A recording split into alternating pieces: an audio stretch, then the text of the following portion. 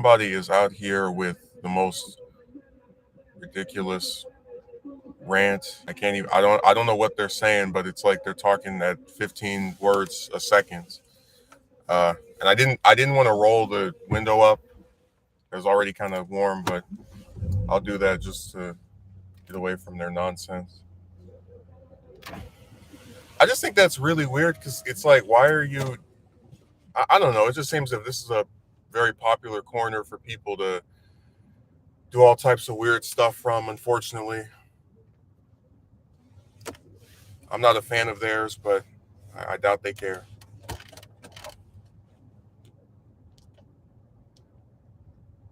It's really unfortunate. I thought I was gonna come up here and just kind of, like I always have to have the window up every time because people just are around here making noise and doing all types of crazy stuff. Like without exception, I always have to have the window up every Saturday because people are outside and they're flicking their change around and talking loud and whatnot every time without exception. And I don't know what they get out of it. I don't know why they're always doing it. I think another thing is I'm always amazed by how you can show up to somewhere um, at like 10 in the morning and then you'll have all these people just around here. Like I mentioned before that a lot of times I'll go to a place like this and then you'll have people just hanging around and I'm like they're all really up at this time and they all wanted to come here today. But I've also mentioned that I personally believe a lot of the parking spots are not being taken by people who actually work there. So it's kind of like how if enough people who don't work somewhere just keep taking the spots, you notice like, hey, there's only one person in line for this place that has like 15 parking spots. I wonder where all the other people are. But you know where they are. They're in other stores, or some of them live in the neighborhood. But that's another slick thing people do. They park their car up around here to avoid like parking on the street or whatever. So there's a lot of little clever stuff that people call themselves doing. But yeah, it was another one of those types of weeks where I applied for stuff. I heard even less back this week because I just didn't really bother going as hard as I did that first week back, where I was going to interviews every day and I just kind of got worn out. Um, I have at least two scheduled for next week. I'm not going to hold my breath. And that's pretty much it. I just kind of, a part of this week was me trying to relax a little bit because that job thing really has had me on edge. Um, but yeah, I know not to overexert myself because I always have to remind my mind or myself rather that um, no matter how much you may try hard to get a position, no matter how what type of stuff the people say to you, just like my recruiter said, you can be hired one day and fired the next. You can be employed on Monday and in the unemployment line on Tuesday. It's really sad just how quickly they'll get rid of people.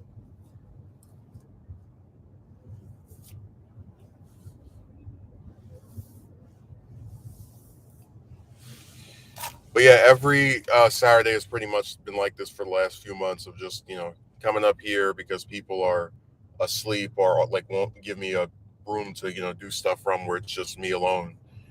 Um, and then having to like hope and pray that you know people up here aren't that loud or whatever. It's all types of little annoying stuff.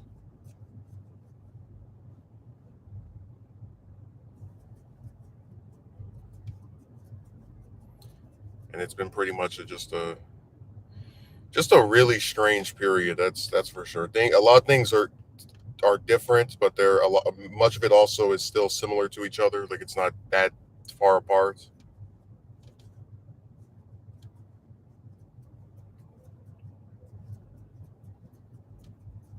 I mentioned before that one of the things I find the least appealing about streams is always the idea that you have to like wait for people to show up to talk about something. Like when I do a video, I can just start talking and then whoever sees it afterwards sees it. If they don't, oh well. But in this case, it's just always one of those things where you just wait for people to show up before you really get into stuff, and sometimes they don't at all. So whatever you might have scripted or planned goes awry.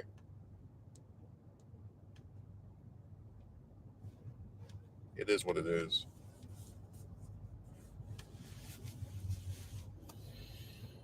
A video from yesterday sure was funny. I couldn't imagine being married for 30 years, like period, but then like admitting that only 20 of them were good. I said before, a lot of those people that say stuff like that, they want to come off as relatable. Like, oh, see, this happy ending that I got isn't as good as people think it is. But then they end up like making being with the person that they're with seem like or sound like a living hell, where there's been multiple bad years. Like I could say I've had bad years, but that would be a factor of like multiple things, not just my interactions with one person. So it was just a weird statement on her part.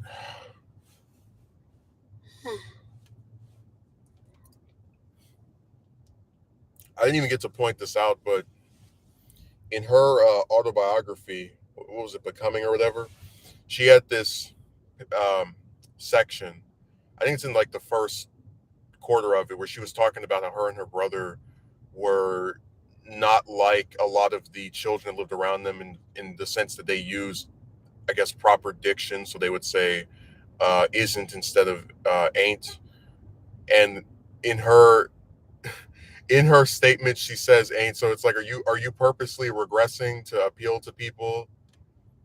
I don't know. Just I thought that was interesting that in her memoir she makes a point to mention how proper her diction was even like as a kid, but then as an adult she's using the phrases that are not proper for whatever reason.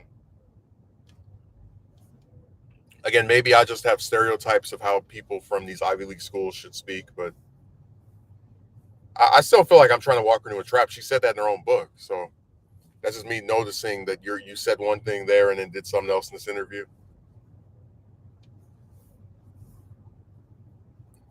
It was funny. She was talking about commitment. I said I think it's really funny because I remember when I was working that last job and I had the supervisor who basically she followed the same doctrine a lot of these other women do, where they just assume if you're like it's either they insult you or they assume you don't want to be with someone. That's why you're alone.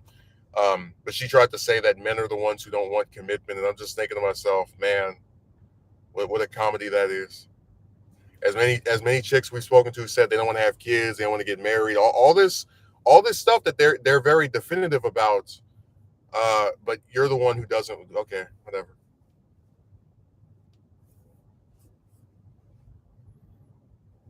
I just I think it's really funny they have that stuff where it's always the guy's fault. Even like if they can't prove anything, just in general, it's the man's fault. It's like they did something wrong. I was like, all right, whatever. Believe what you want. Every time I go from this angle, the shoulder always looks so like one looks bigger than the other. I don't know why that is. I don't know. I just hate streaming in here pretty much. That's been established. But there's not much I can do about it. So that's that. It's one of those unfortunate compromises.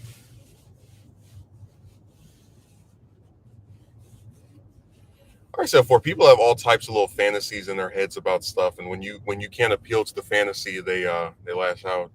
Because I was talking before about how there's plenty of chicks that I didn't think were the most attractive in the world or the smartest or anything, but I still like them enough to at least go on a date with them, and if the person reciprocates, I mean, there's a lot of stuff I can amend or I guess be okay with, and that's why I said it's really sad because and I've said this before, you preach acceptance while being met with intolerance. So like you accept a bunch of them, but then they never accept you, and then somehow that's your fault.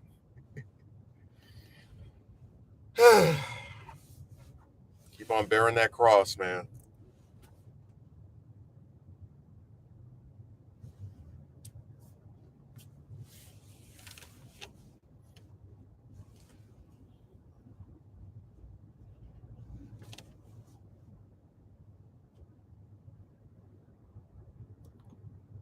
telling you, just logic really does defy a lot of people. It goes and like go just shoots right above their head. Like I had someone last night who tried. I was telling him about I didn't have empathy for this one adult who, into their 40s, was trying to preach this idea of you have to be independent and you need to do your own stuff. But then they're the same person who got to move in with their parents twice, while they were middle aged, or early 30s, whatever. And the response by this other person who claims they don't even like this guy is, "Oh, you don't have empathy." I was like, "Idiot, what are you talking about?" I'm one of the few people on YouTube that even talks about Yemen and how the U.S. government's been complicit in the destruction of that country and all those children being starved to death. I talked about that place so much that whatever her name was, I'm trying to remember what my code name for her was. Tried to ask me if I had a relative that lived over there because it was just so strange that someone who's not from there would be sympathetic toward the people that are from there. And even if I don't make specific videos, but I still talk about the Palestinians and how the Israeli government treats them like trash because it does, kicking them out of their own homes.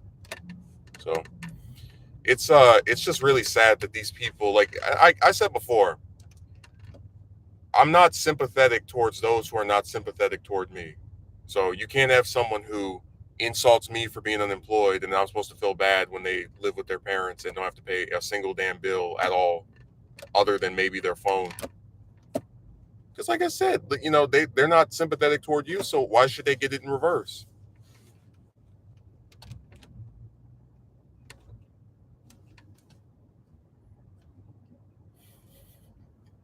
I remember when I started working for that last place, and he was like, you start working this job regularly and I gave you credit for that. And I was just sitting thinking like to myself, I was like laughing. I was like, yeah, credit. The credit of here's one thing out of like 6 or 7 that you're not complaining about anymore. And that's why I said appeasement doesn't work. Anytime you have someone who has a problem with you over something, and it's not even just a problem, it's like 5, 6, 7, 8, like a whole bunch of stuff to where you know that even if you met them halfway on one thing or 2 things, they would just go to something else. Don't even bother trying to appeal to them.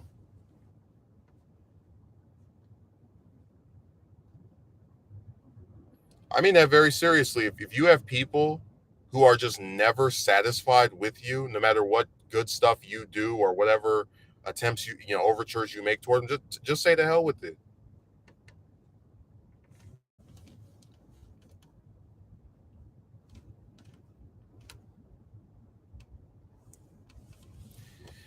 Like I said, one life to live, and I don't understand the logic of having it dictated by these pricks.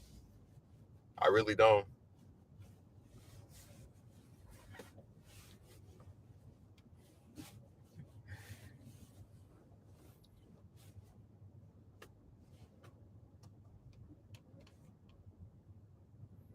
God, it's been a really crazy week. It's been hot.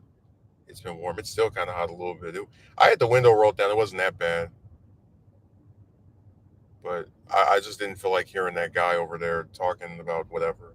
And it really does feel like every Saturday there's some like weird thing that happens over here where it's either all the parking spaces are taken up when I first show up, or there's like a person across the street talking loud, or there's someone that comes out the car and is talking. I don't know. It just seems like every time I show up here, there's little like weird stuff going on in the background.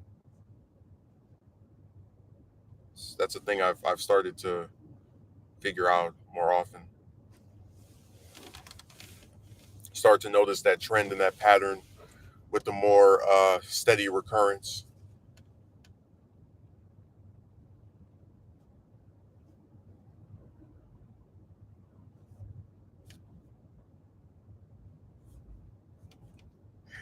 I was like, when he said I gave you credit for that, I was like, is this? I just think it was like, is this a math test, or like what is that an extra 10 points out to get me to like 20 out of 100 before you finally stop whining?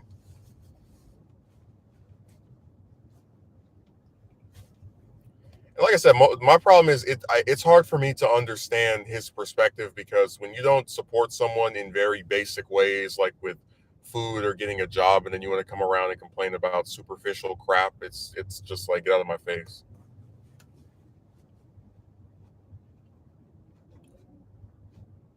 I said it's such a joke.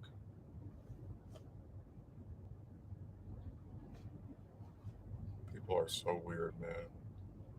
The stuff they prioritize and the things they at the same time ignore.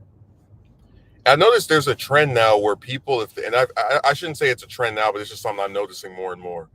When people don't know something, instead of just admitting I don't know what this is, they have this thing where they have to pretend that they do, or they have to like kind of word it to where they might know it, but they're just incorrect a little bit. Um, as someone who studied history, part of like becoming so heavily invested in that topic was saying I don't know about this. I don't know how we started, the people who were involved, but I'm very curious. I'd like to know. And just kind of like taking some time to go and read about the stuff. And that's why I said it's so sad to me that you have all this stuff that people just like don't know about, and then instead of just acknowledging, I don't know what this is, I don't know who that is, or who that, they'll try to pretend that they do. That's why I asked somebody like 2 or 3 days ago, do you know what single payer healthcare is? This person's response was, "Oh, it's healthcare for single parents." Like, no, but see, that's one of those things where if he just said, "I don't know," I would have explained it's government-run system. Everybody pays for it. Everybody gets to use it. It's the system they have in the UK and Canada and Denmark, Finland, all these other countries. It's one of those things where like, why go to the extreme of trying to define something that you can't even figure out uh, without having to like try to get some context clues off of the title. Like you hear single, so you think, oh, what's healthcare related? Oh, single parents. It's like, God, man, people just like I said, they don't even try. They don't even attempt to just have any type of humility and be like, look, I don't know what this is. What is that? And I don't think people can properly learn stuff until they admit I don't know what this is.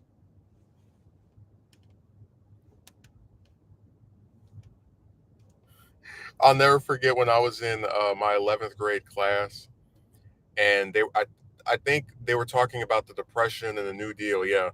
And the teacher asked the students who won the 1932 presidential election, and one of the students, and to her credit, she did seem like she wasn't entirely sure of her answer. She was like, Kennedy, and of course, nobody besides me had to hold back from laughing. And the reason I had to hold back from laughing is because I'm actually very familiar not only with these people, but just kind of like the time periods that they lived in. So I know that Kennedy was born in 1917. So if he won the 1932 election, he would have been running for president at what, 15 years old. That's why it was funny to me just how like off it was. Because there are plenty of contemporaries of Roosevelt, the actual winner of the election, that you could have substituted, and I still would have been like, okay, you know what? I don't think that was right, but at the very least, um, I get where they could have mistaken, or like other people of that era that were also big names, like Al Smith or Henry Wallace or one of them.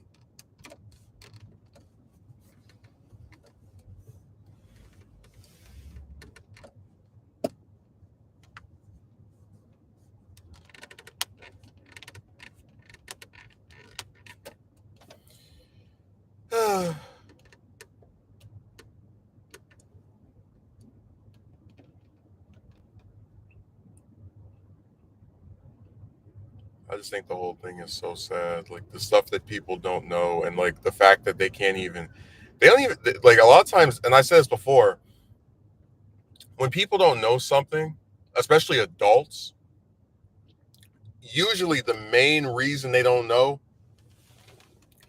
and people get mad at me for saying this, but I think it's true.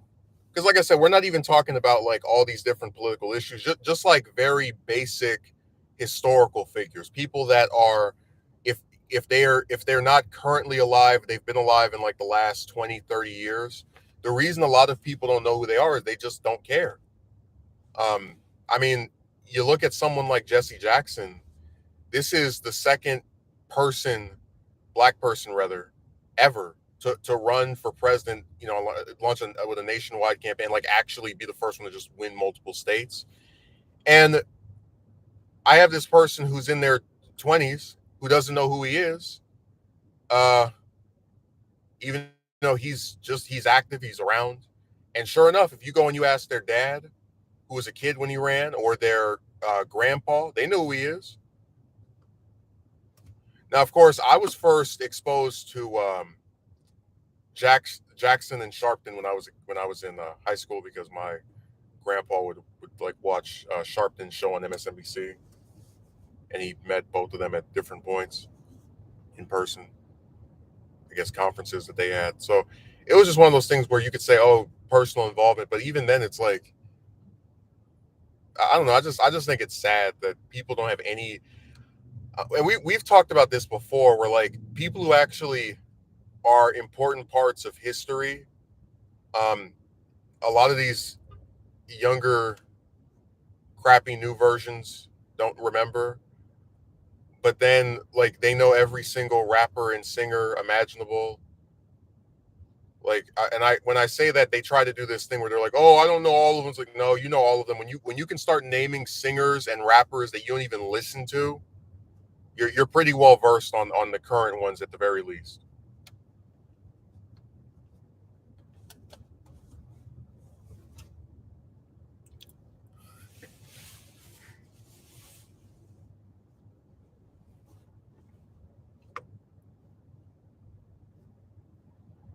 Just like I can name a lot of politicians that I don't even like, who I can still acknowledge the historical importance of. Be like, all right, well that shows I know quite a few of them.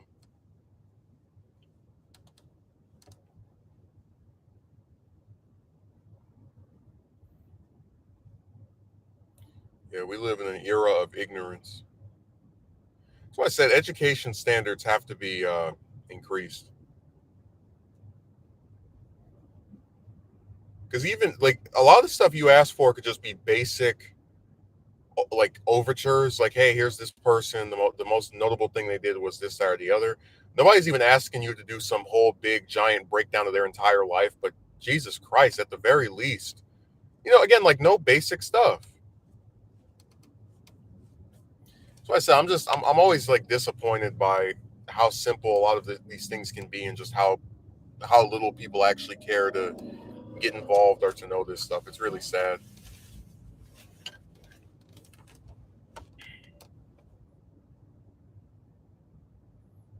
Yeah, I've it really feels like there's no bottom to ignorance.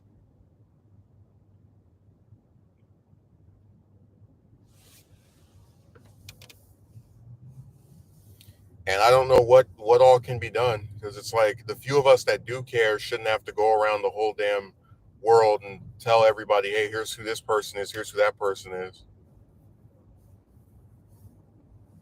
That's why I always bemoan the fact that I never got to be a parent, because I do feel like, were I in that situation, I would try to, have the kid at least be knowledgeable of certain basic things. Like, I don't know, I guess maybe with my personality type, I'm more inclined to just be curious about how to do certain things, and how stuff was made and whatnot, and that causes me to be more open to just teaching it to somebody else.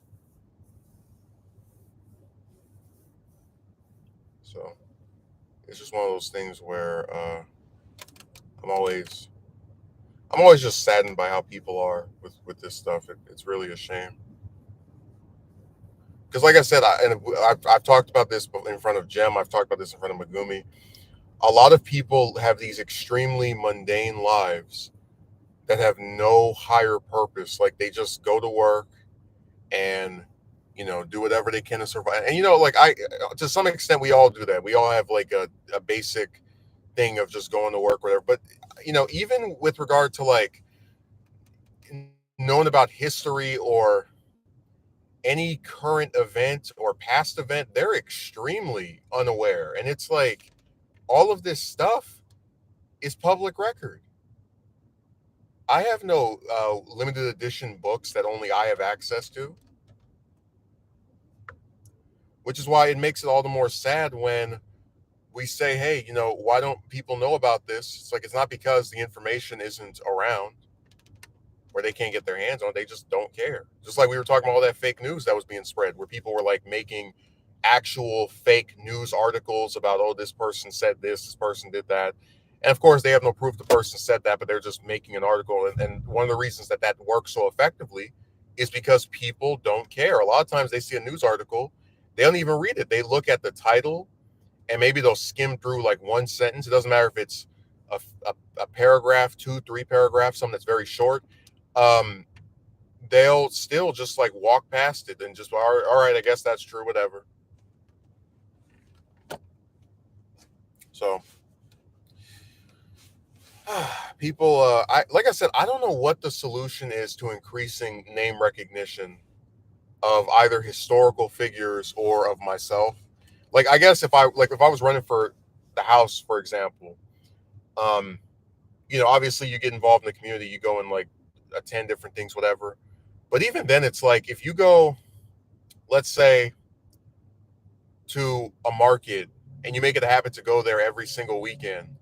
Well, hell, that means that the other markets you're not going over there. So people who go in there don't ever meet you or see you or speak to you. Um,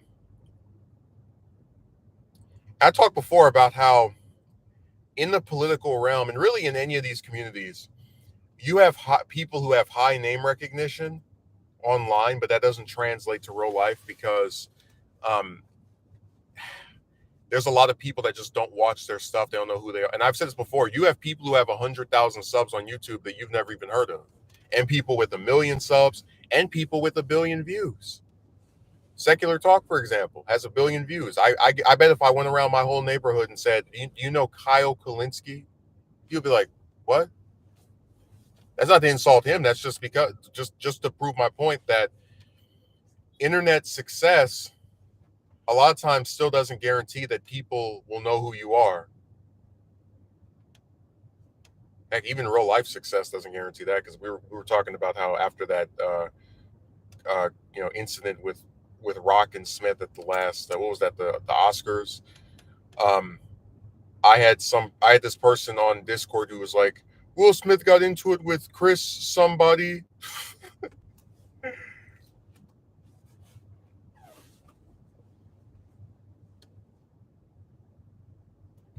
And I was kind of surprised by that because Rock has been around for what, over 20 years, 30 years. Like, he's not some new up and coming comedian that nobody ever heard of. I mean, heck, even with barely seeing any of his actual comedy shows, I still, remember him from Everybody Hates Chris. So it's just one of those things where I don't know. It's hard to really have a surefire way. I guess I don't know. I'm trying to think. It's hard to figure out what way do you get people to know who someone is, Because we were talking about, like, with election seasons, how a lot of these politicians will have like 80-90% name recognition because they're appearing on TV every day, they're being talked about on TV every day, on the radio, etc. But one of the bigger issues is that after that election cycle, you have these new children that are born in like the intervening years, and damn near nobody ever talks about them in front of them. So, for example, you can have someone like McCain, who was what was that, the third or fourth most recent Republican nominee for president, who not even 2 years after he died, I have a kid who sees his picture in his book and is like, "Who is that?" And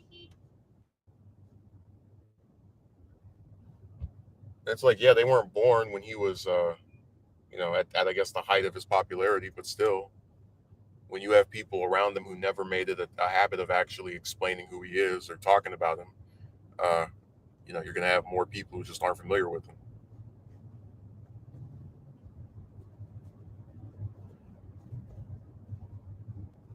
But like I said, I just feel really bad for Black historical figures because, and I hate to make this about race, but I'm going to say this. There's one commentator I used to watch who said something to the effect of that his dad would say that when that anything with with whites is 1,000 times worse with blacks. So, for example, if you can find a lot of whites who like don't know about important historical figures, then it's going to be even more with blacks. And I have to say that's kind of true. Like we were talking about the civil rights movement and how besides King, none of the other major figures from that get mentioned or referenced damn near whatsoever at all by it could be by politicians, by current activists. They don't talk about them, and it's really sad.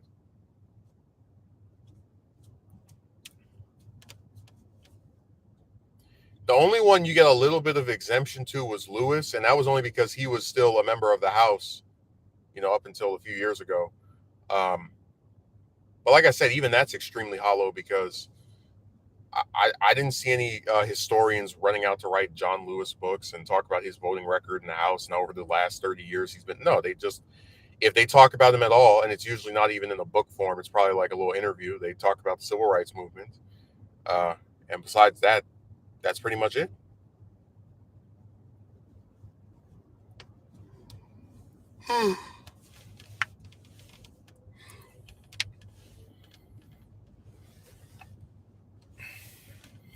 I still think it's crazy how badly Abernathy gets treated. Like he was literally the number two guy for King and just completely forgotten. Doesn't get invoked at all.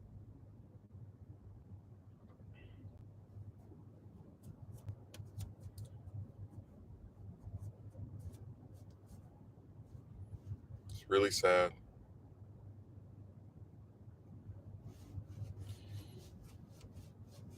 Who else? You have James Bevel. You have.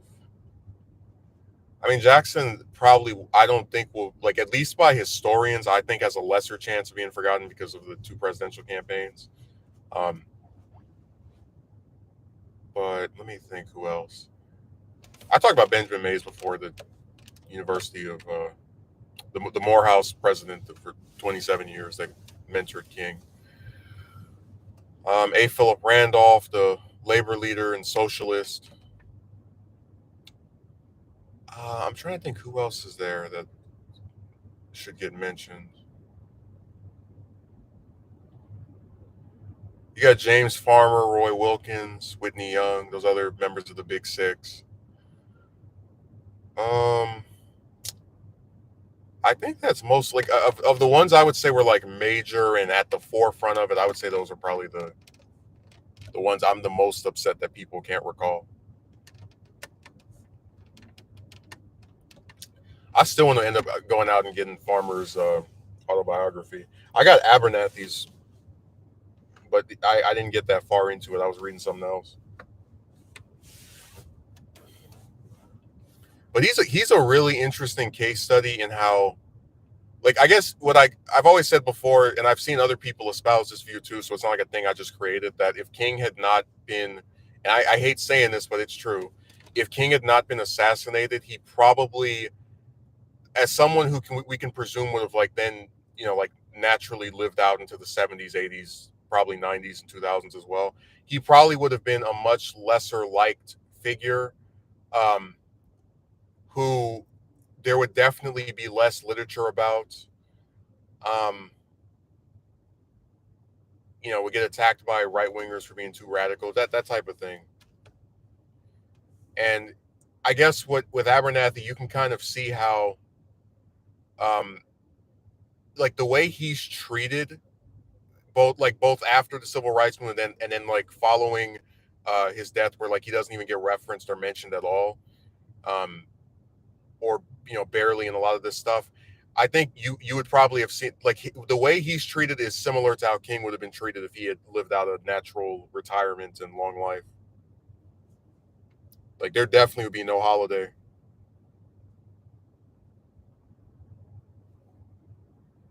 I think he might still have the King related stuff in Georgia, in Atlanta because of the Nobel Peace Prize victory, and I think I don't know.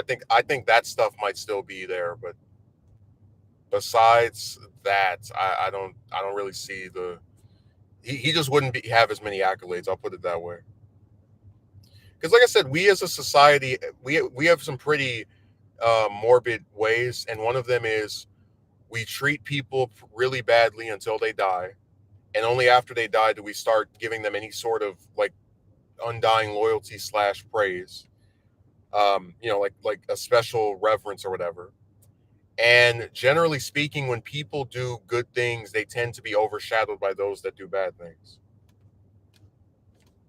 Even if those good things are major, because I remember I had one idiot who came on my stream and he was like, not stream, but video, he was like, if two people work, if you have two people that work as street sweepers or trash cleaners, then there's no reason to talk about them because they're doing the same thing and it's not special. I'm like, no, that's not true. People who have the same job do all types of different stuff. But the point I was making as well is that like even people who've done specific, unique things, we still treat like crap and don't talk about.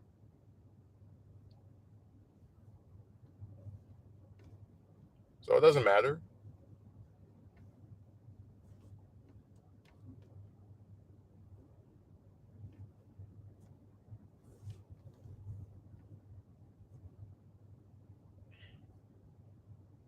It's just funny watching them try to take like this stand of like, oh, you have to do something important to be running. No, you don't. Even people who've done important stuff, they don't.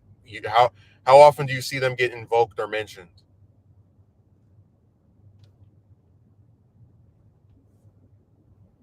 That was always one of my biggest problems with historians. Like a lot of them just write this like books on the same 7 or 8 people over and over.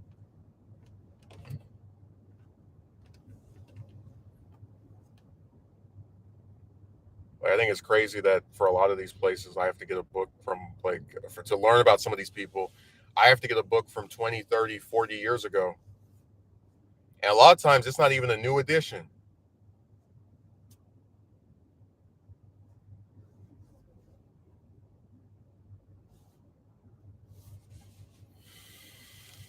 Mm.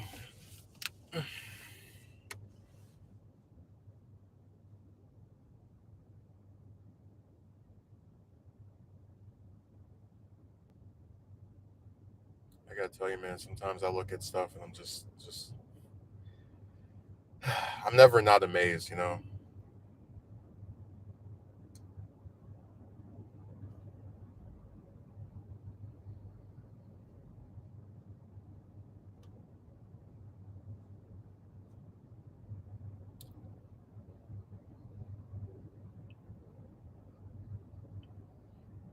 I don't know, I guess I'm just kind of a real sore loser with regard to a lot of this stuff.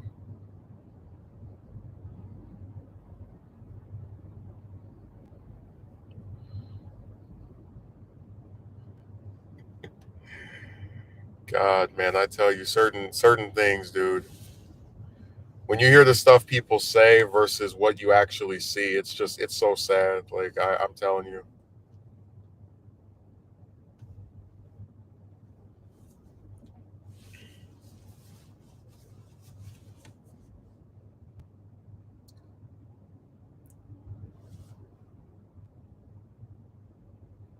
God, you have to have a suit and a tie, and you have to wear this. I'm like, this guy is literally walking around with a baseball cap and a t-shirt, and he's got some woman that's all, I guess, fancied up. And I don't know. Just people, they always, like I said before, I couldn't care less what other people have on. I really couldn't. I just think of like what people say versus what I actually see, and you know it's BS at that point. Oh, you know that what they're telling you is not true. This is the era of liars and empty promises, all types of stuff that just is not productive in the slightest. And I really do wish people were honest about certain things. I wish they could tell the truth. They could say, "Hey, you know what? I don't know if this is going to get you whatever you want, but uh, I did this and I got it." But nope, it's always BS. I think it's funny. It's like the person who's wrong has all this evidence, but the person who's right has no proof whatsoever of anything they say. So a person who's wrong is the one with evidence, not the other way around. Okay.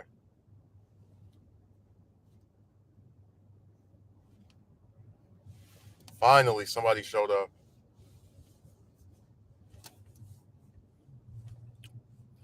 No, Akatsuki Merchant. I'm just out here admiring this this woman. I'm not even saying it like as a joke. Like I just like the little dress she has on. She looks nice, and the way her hair is done.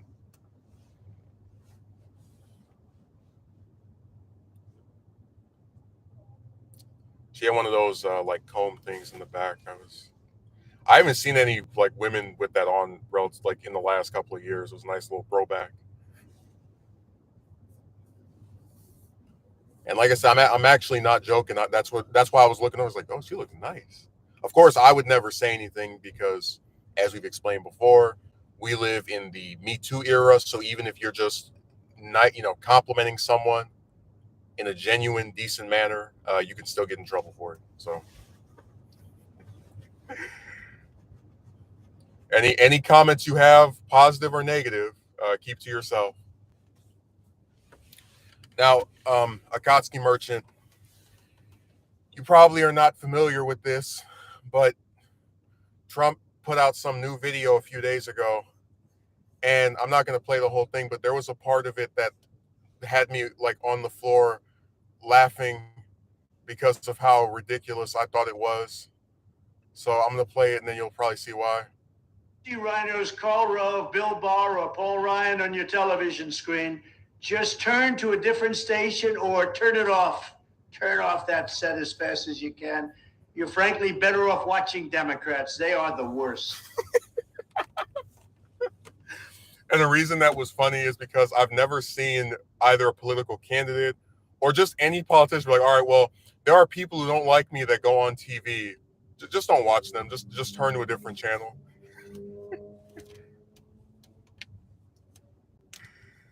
A customer says, yeah, I don't give compliments to anyone because people are very defensive and abrasive nowadays.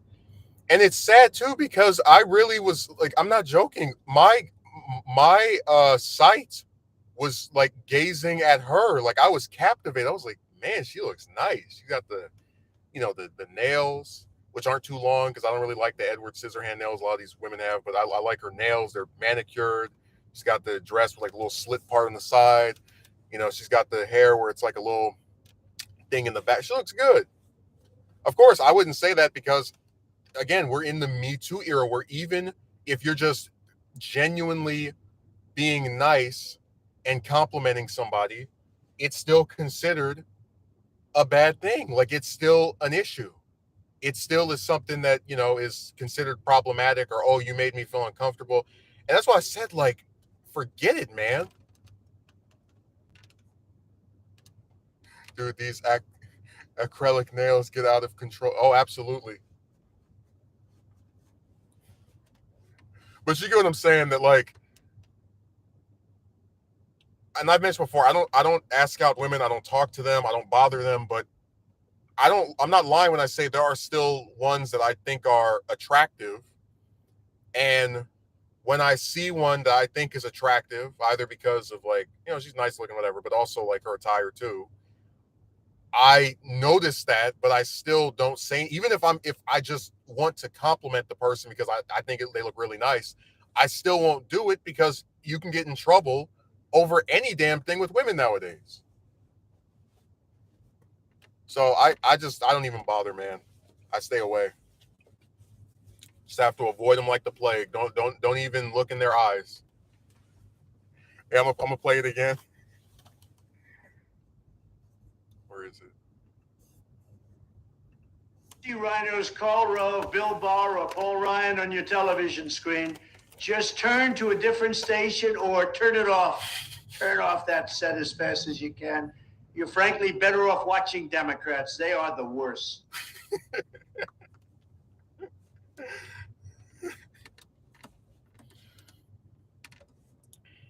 So Akatsuki Merchant, if you're on your TV, if you see one of these romance aficionados or self-help gurus on television, just turn off just turn to a different channel, just turn off the TV.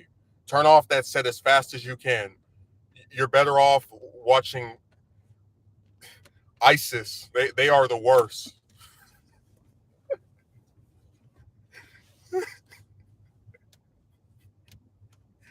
I've never seen that before where a politician is like, all right, there's these people that come on TV that don't like me. Just turn them off. Don't even listen to them.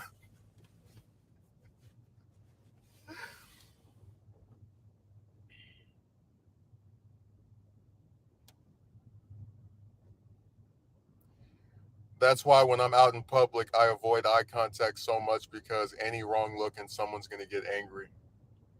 Dude, I swear this is the worst era for men. Like, I'm not even joking. I don't, even if I don't ask out women for like 5 years, 10 years, there will never be a period where I'm not attracted to at least some of them. I'll freely admit that because the one I just saw, I had a hard time looking away, man. And again, it's not to say anything about oh my god, so breathtaking, but you know what I'm saying of how like that's another one of those signs of like I wish things were different. I really do.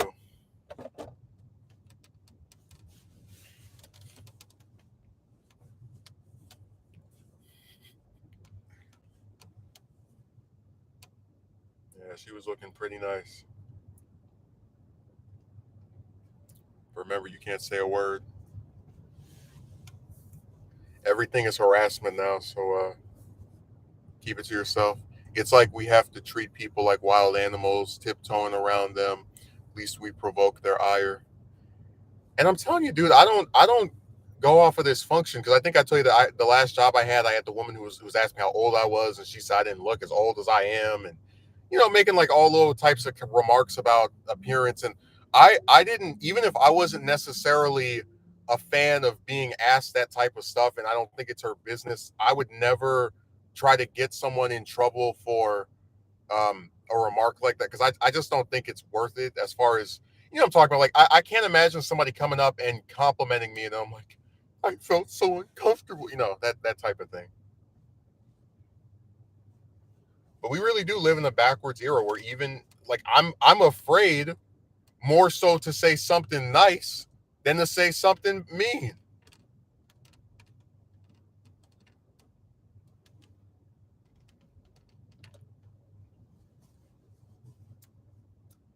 That's why I said just keep it to yourself. An American thing. I don't know. I haven't seen any guys that they get complimented by women. They're like, oh, she made me feel so uncomfortable. But I have seen women do that time and time again.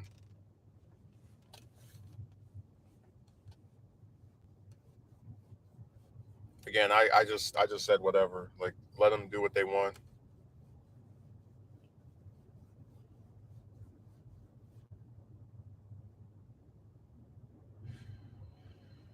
Oh man, I do miss the days where people would just have a comb in their hair. Like I really am noticing a lot of women don't even have like any type of hair accessories. They either just cut all their hair off or like a bunch of it or whatever. They don't put in a ponytail or anything.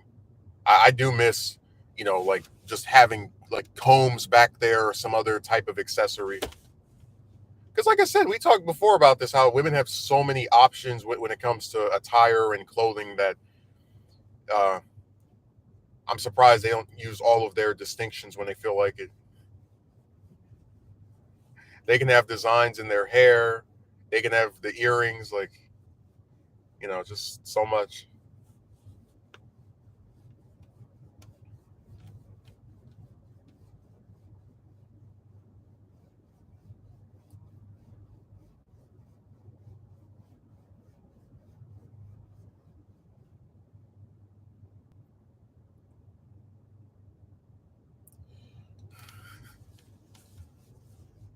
But yeah, that's our new solution, Akatsuki Merchant. If you see any of those people on your television screen or set, just turn to a different channel or turn it off. Turn off that set as fast as you can. You'd be better off watching serial killers. They are the worst.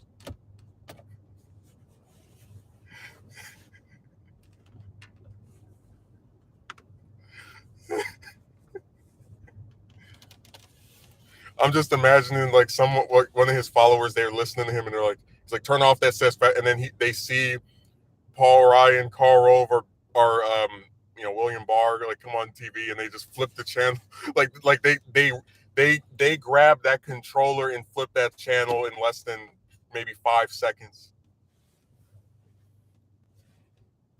Like you would think it's almost like a Pavlovian response, like their reflexes are just so damn good, like it just instinctively turn to another channel when one of those three shows up.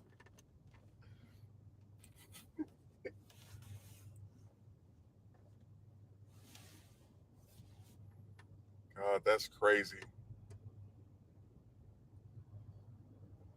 I miss the days when men just walked around with hats on. I haven't seen that many. Well, I shouldn't say. I've actually got two guys sitting out here wearing hats, but I am noticing like fewer and fewer guys are wearing caps or hats now. At least baseball caps, anyway. I've seen some do rags. I've seen skull caps. Outside of that, not much of anything.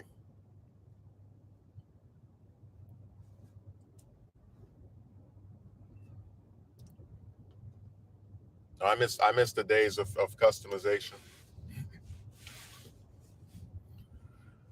I'm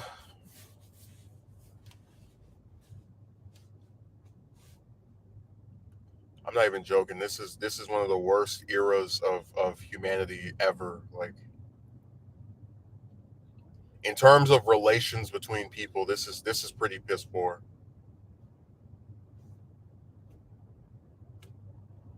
Oh, formal top hats. Oh, okay.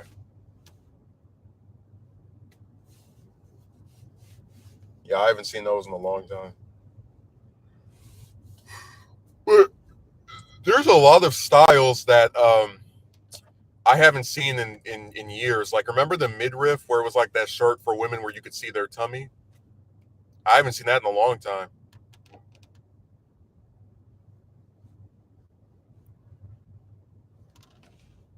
There's a lot of little different styles and ways of dress that have seemingly disappeared,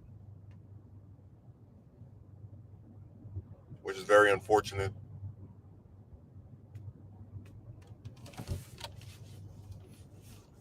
I think I told you I'm all for people customizing and looking whatever way they want to look and having all types of different um, you know styles and manners of dress. So we discussed this before, but like if we got to a point where men could just wear regular stuff to supposed formal events, that would still be more in line with what I'm talking about of like just giving us more ways to you know stick out, express ourselves distinctly. Everything is getting steamlined. Now women's clothing, they get to wear whatever they want, but then men have a few options. That's some true feminism there, huh? Rules for thee, but not for me. Oh, Jem, you're finally here. Let me tell you what happened on Thursday. It was hot. I had somebody at my house, so I went and got in the car and decided to call up the Secretary of State. Last time I spoke to him was over the summer of last year, and I wanted to ask questions about running for office and the stuff to fill out. I had some of it still written down in like notes or whatever, but I just want to make sure I had my everything all addressed, right? I call up the office. It's I'm gonna call her woman one because I don't have any other way of identifying her. I tell her, hey, I want to learn about what it takes to get on the ballot, etc., whatever.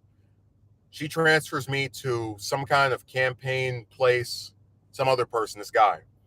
I tell the guy the same thing. He transfers me to this second woman. Second woman tells me that I probably need to talk to whatever department this is. She transfers me to another person. And as I'm waiting to be transferred to this other person, the phone just hangs up. And I'm like, that's really weird. So I call them back. I explain, hey, I don't know what happened. But when I was transferred by the person after you, they didn't like they sent me to some number that just disconnected. I don't think it was their fault. I don't know what happened. So the guy has me call he's transferred me that second woman again. And then she apologized. She's like, oh, sorry. And then transmitted that same number again, and it disconnects again.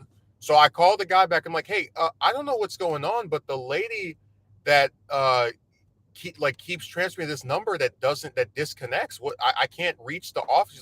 He's like, oh, okay, why don't you call this number direct? So then I call the direct, and I think he gave me the wrong number. So I end up speaking to that first woman again. I explain to her what's going on, and I'm just gonna say this because I don't know what other way to distinguish. Actually, no, I'm not gonna say it. So the first woman says, okay, I'm working remote, so she's at home or whatever. And then she has me wait for like 2-3 minutes. Now, after she has me wait for 2 or 3 minutes and I listen to the elevator music, she picks up the phone and she's like, hi, hello, sir. Yes. He told me that you said I was transferring you to the wrong number. That's not true. I actually thought you meant this when you said this. I'm going to transfer you to this department. Have a good day. And so I hope you understand that she mistakenly believed, or the guy mistakenly believed, I was talking about her when I said there's a woman who's transferring me to a number that keeps disconnecting.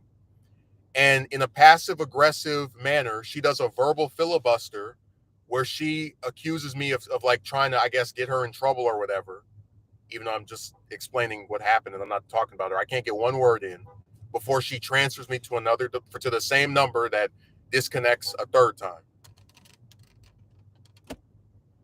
Dude, I swear instead of the Secretary of State, they should call it the sideshow of state, because there is no reason that when you try to call up a place and ask simple questions about running for office, hey, how do you get your name on the ballot? How many signatures do you need? When's the filing period?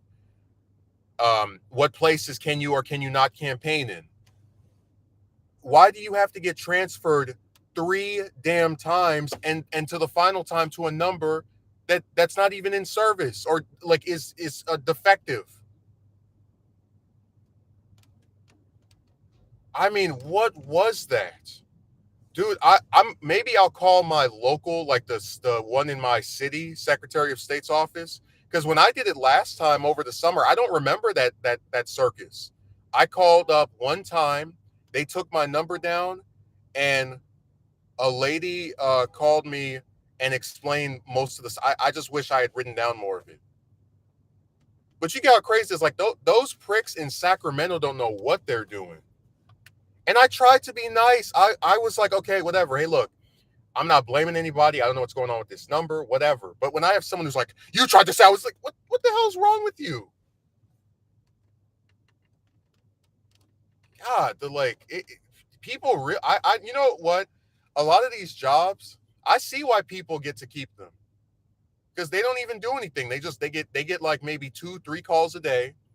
And instead of actually answering stuff, they just transfer you to somebody else. And usually they transfer you to a number that doesn't even work, so that you can become irritated and not even bother calling them back or trying to I'm still going to try to figure this out, because like I said, I spoke to somebody before last year. So I'm going to see who probably won't be the same person, but I'll find some way to like talk to someone about this. But I just think that's crazy that they transferred me 3 times and the final time kept being to a number that kept disconnecting me before whoever was supposed to answer would answer. That's crazy. God, man. It's hard to do anything now. It really is. No, I'm not going to take a trip there. I'm going to call the Secretary of State in my city, not the statewide one.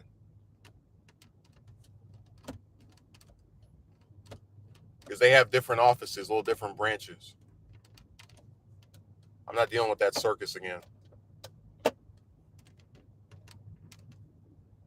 That was terrible, man. Like 20 minutes of my time just being hung up on and reconnected and transferred here and then hung up on again. It was bad. And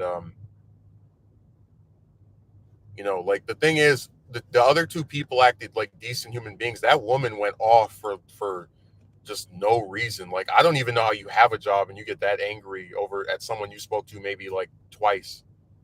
That's nuts. That's why I said some of these people at these jobs really seem like they have plot armor where they can just treat any of the customers or citizens like crap.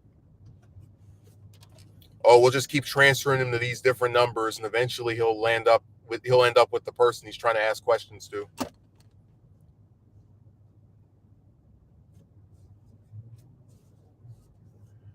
Akatsuki merchant, I swear, I spoke to that lady maybe one time before that. Like, when I first called, that was the first one I talked to. Then I got transferred. She transferred me to that guy. Then to that, the guy transferred me to that other woman, who kept transferring me to that number that I disconnected at. That happened twice. Then I called her back at the guy's instruction, and then she spoke to him, and then he thought I was talking about her when I was actually talking about the other woman. But even though I still wasn't blaming either of them for that number not working or disconnecting. And then she called back, or like spoke back to me, and was like very aggressive. And it's one of those things where you don't even have. It'd be like if I did a stream and I was like, thanks Akatsuki Merch for pointing out that I have you know animal feces on my window. I really appreciate you being here. Have a good, like, you can, even if I don't say anything insulting or whatever, you still can tell that I am abrasive and like defensive just from the way I'm saying it. Like, that's how she responded. It's like, God, I see why nobody calls up here. Jesus. I'm not even joking. If you told me I had the option to call in that place again, or like one by one speaking to every single person in this district, or my district rather, to like get them all to write in my name, I would rather do the latter. Like, that's how irritating that thing was. Why are people like this? Because they have these jobs where they have plot armor and they feel like they can get away with anything. Um, they think that when they work somewhere, it's all supposed to be just this big cakewalk, and they're not supposed to think critically about anything or actually resolve any disputes or problems. I mean, this is how a lot of these places are run, especially the government ones, where they just have people who don't care. And dude, it's like regular jobs are not like this. You don't get to work in a retailer and they ask you, hey, what do you, where can I find this product? Oh, let me transfer you to no, you have to either answer it directly or you have to ask somebody who does know. You don't get to say, go talk to Phil, and then Phil's like, oh, go talk to Bob, and then Bob is like, oh, go talk to John. Like, when you're in an actual physical setting, people come up and ask you a question, you have to address it. All this little phone game crap of flipping here and switching there, that's weird. And that's something that they only get away with because of the way that this stuff is set up.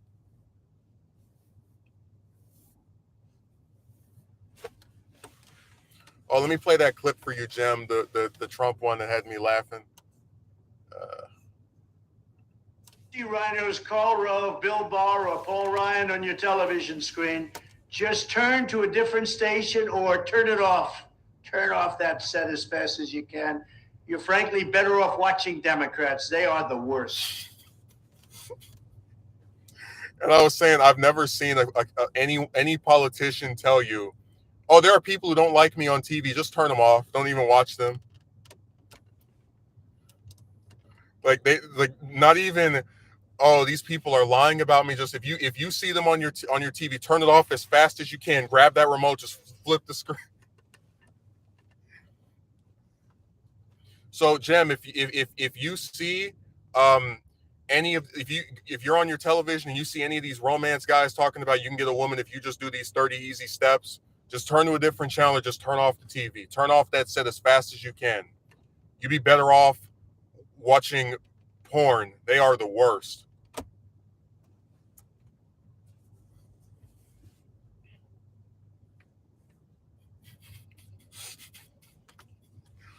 That started a joke with Jem, you probably don't remember, but like it was two relatives that I have had some issues with since, well, before January, but like most especially since January. They're the reason that I'm in the situation I'm in right now. But I had this joke because one of my relatives had their birthday yesterday, and I told them, if you see that person or the spin artist on your phone, turn to a different number or just turn the phone off. Turn the phone off as fast as you can. You'd be better off talking to ISIS. They are the worst. If you see them on your phone,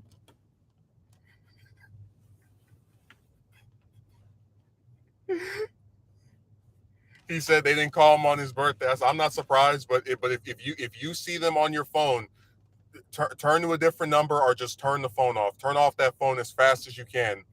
You'd frankly be better off speaking to Kim Jong Un. They are the worst.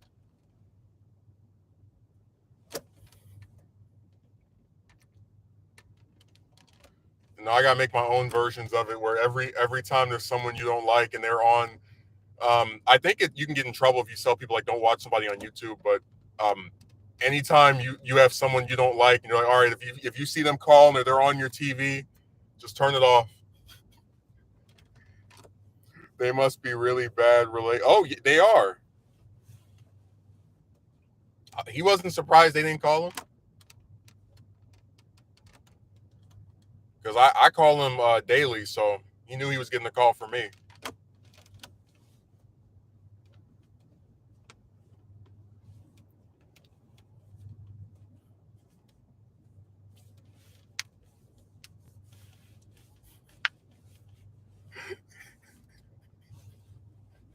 I just keep imagining like they're calling because he was laughing at that joke. I'm just imagining they call him. We're like and he's got his phone. He just like clicks it on the red button so fast. Like the second he sees the name, he doesn't have to look at the button. He just knows which one to click to turn it off.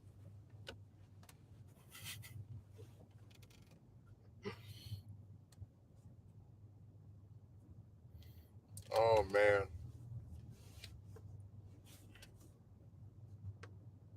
No, these are really bad relations.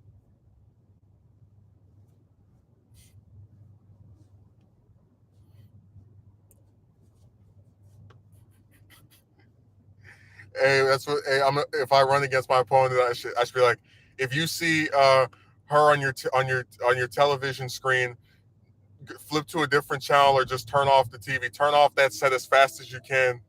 You'd be better off watching Republicans. They are the worst.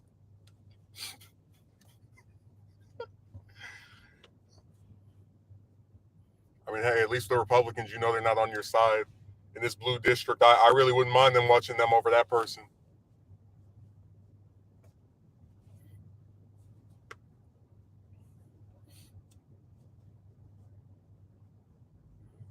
Americans will really do something stupid and then get mad at you for it. That lady was a clown. Well, here's my thing, right? I don't believe they were purposefully transferring me to a number that they knew didn't work or that was going to disconnect, whatever. But when you have someone who is trying to ask some questions and your response is to transfer them to another number, and then that person transfers them to another number, and then that person transfers them to another number, which doesn't even, let them speak to somebody, just disconnects. And then that person says, hey, I keep getting transferred to this number that doesn't work. You shouldn't go and you would think they would try to solve the problem or come up with a solution. It's just a bunch of people, they don't want to be bothered. That's all it is. Transfer you to this, transfer you to that. Like, I said, you know what? Instead of transfer somebody, how about you pick up the goddamn phone and call the number yourself and then merge us into a three-way call? How about that? Like, I'm just saying that's a solution I would think to do if every time this person calls, it disconnects them. How about I call the bastards myself, and if they answer, I can transfer them, I can merge the three calls together. So now this person doesn't have to worry about listening to stupid elevator music to wait for a call that's not even going to happen. That's what you do if you actually want to solve the issue. Because guess what? If they called that number themselves and they got disconnected, they would know it wasn't something I was making up or fibbing about, You had even told them the number doesn't work. Well, she was more upset over her pride or whatever. I don't know. It's just weird.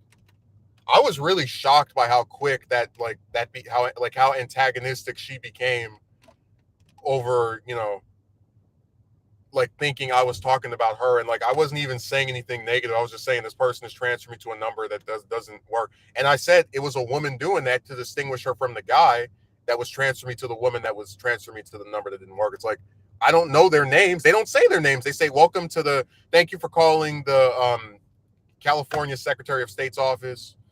So like, I don't even know who they are. I have no way of identifying them.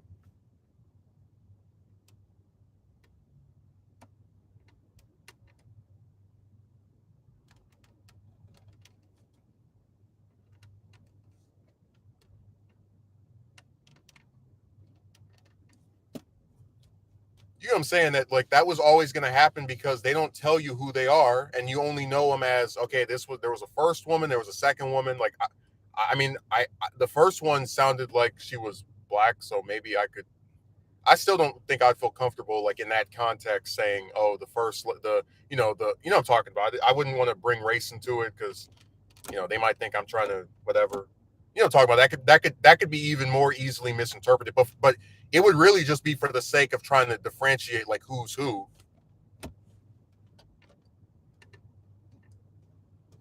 Whatever, man. These places are run by just most laziest of people.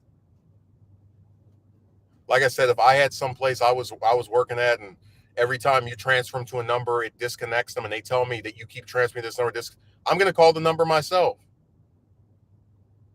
And if the person picks up, you merge the call, and now look, now the customer's not complaining anymore because now they actually get to talk to the person that they want to speak to, or the person that they think can answer their questions, or I told them can answer their questions.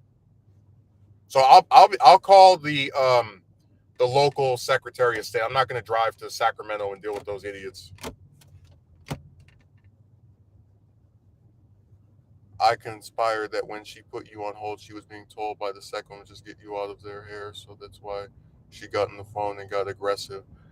I know what I think happened is the first guy the guy mistook her for the other woman. I'm not gonna go that far because the other one really did seem remorseful about what was going on. So I'm not playing any conspiracy theory stuff here. Like I said, the other two were pleasant. That first one acted like she lost her mind.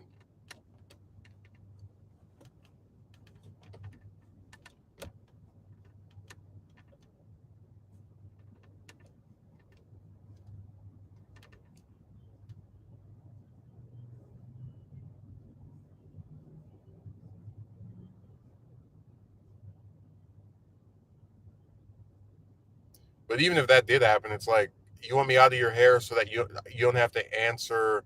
I mean, what is the tough thing I'm even like making them do? I'm asking them some basic questions. They can't answer it. Okay, that's fine. You're transferring to a number that, supposedly is going to take me to someone who can answer it. But then when that person, when that number is so defunct that it just doesn't actually take me to the place that I'm supposed to be going to, that's where the issue comes into effect.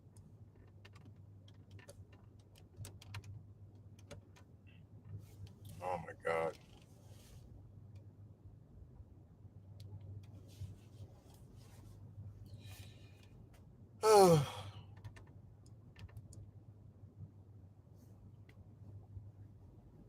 And people will call and then they'll leave a text message like 2 seconds later.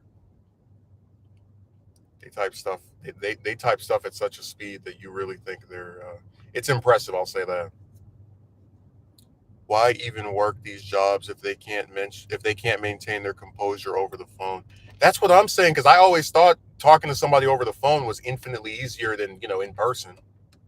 Because sometimes I'll admit when I'm in person, I have like some I don't know really that much about.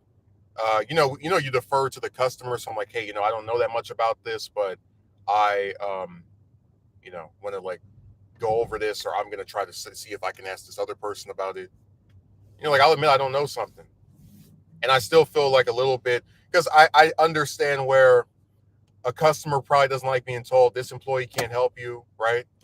So that's why I said it was shocking to me because I would think speaking to people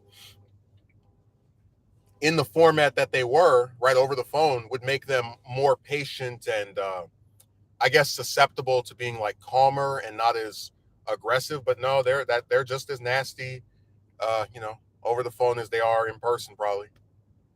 Actually, no, I say over the phone probably more so because they don't have to like. I don't know, for whatever reason, people act like they get an extra set of balls and they go on the phone. They get stronger. Akatsuki Merchant. I didn't even get to do this story. I might do it. I don't know yet. but there's a story about how the U.S. has its largest share of gun owning households, where 46% of Americans live in households with people who have guns, and that's like a 15 or 16% increase since 2010 when it was like 32%. So now that means that when you walk around and you talk to somebody, they have almost half a chance of coming from a house where there's a gun in it. And they said that a lot of people were tricked by the NRA during the pandemic into thinking that there were going to be these looters who were going to try to come to their house to steal food, and they're going to have to protect themselves with guns. It's really scary just how armed America is. Like, that's why I said when my friend did the like thing where he flicked off the lady, I said, dude, you don't know what people have in their car. He was talking about somebody's not going to shoot you for flicking them off. I was like, dude, someone, this didn't happen yet, but it's like someone, you saw it, got shot for ringing the doorbell at the wrong house. This 16-year-old. So it's really not funny just how many weapons people have and how dangerous this stuff is.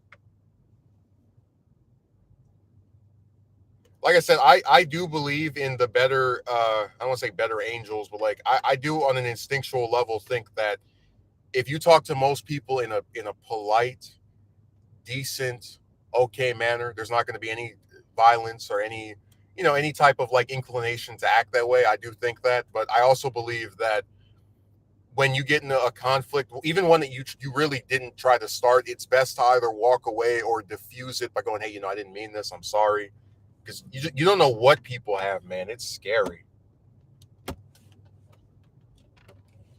This is the United Guns of America.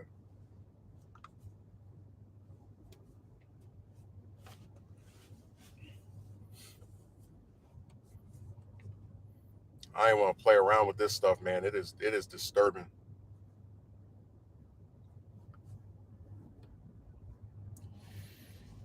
Too many weapons.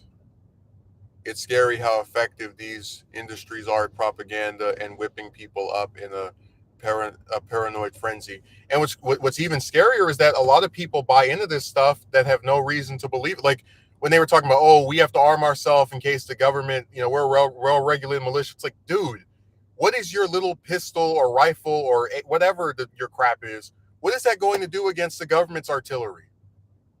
Are you going to shoot their tank? Again, what is your one gun to 30 armed officers? Like it's stupid.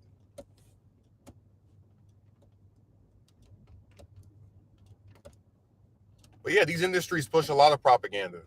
That's why every time you have a Democrat running and they say, hey, I'd like for some background checks, so maybe we can make sure that people who don't have a violent record or are mentally ill, they don't get these weapons that can destroy lives in matters of seconds. You want to take everyone's guns away? Like, no. Because like I said, there's plenty of people who I'm all in favor of having a weapon. Like you have elderly people who have a gun to protect themselves. Um, people that live alone. Like, I get it. Whatever. Like, I'm not. It's just stupid, man. They purposefully misinterpret. All they do is just spread misinformation. They don't even state what your position is.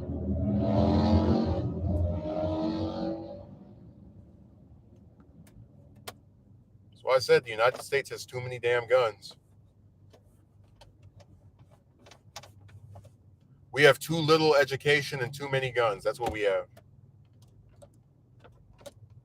Too few history books and too many guns.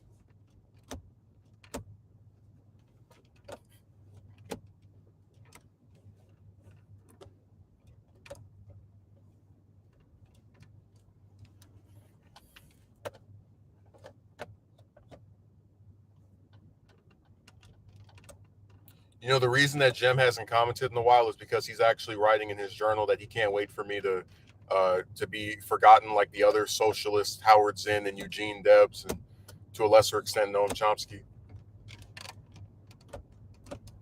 That's why he won't write anything. He's too busy writing in his journal, laughing at me and my attempts to remain relevant. He's having a real kick to himself.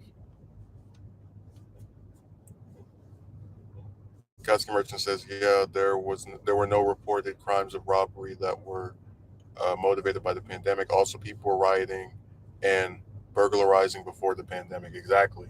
But also during the pandemic, if I remember correctly, didn't crime go down because of people like being in their houses?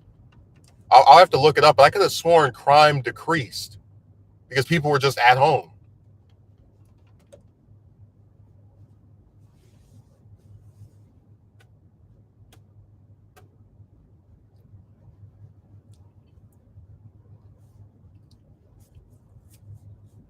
But yeah, we won't be seeing anything else written by Jim today. He's too busy laughing at me in his journal.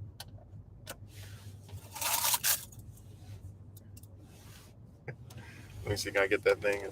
I hate when you drive and you have some that's far away.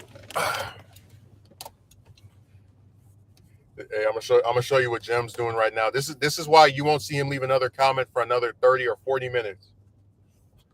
He's like, "Dear diary," and then that's him just typing in there.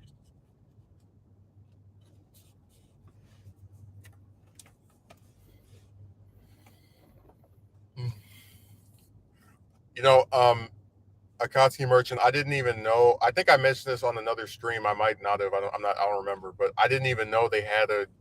I knew there was a Jefferson Davis Presidential Library, but I didn't know it was in my grandpa's home state of Mississippi. And I was thinking about how that's like the only one of those historical sites where I would be kind of nervous going, just because they have all that Confederate stuff in there. Like, and it's not even just like, oh, here's a mug with, his name on it. Like, they have books about the unquotable Lincoln and the South was right and the the North's propaganda. I'm like, oh my God, you can imagine what type of people are working in there. That's what has me kind of like, maybe. I mean, I don't. I'm genuinely not scared to go up into government. Well, they're not government run, but like, just places like that, because I don't know. You know what I'm saying? It's one of those things where the nature of what that memorializes has me a little like reluctant to be around it, is what I should say. Even though I do have to admit that Jefferson Davis mug did look good. I might get that and drink out of it on stream just for jokes. Like, just, it's like, look at, oh yeah, my Confederate president mug. The person who wanted to keep me in chains didn't work out too well for him.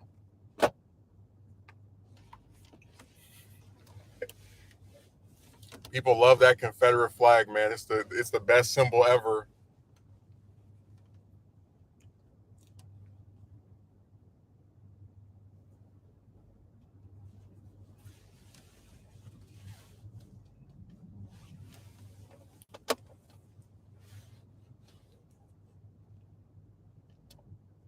Yeah, people don't commit crimes when they're stuck at home.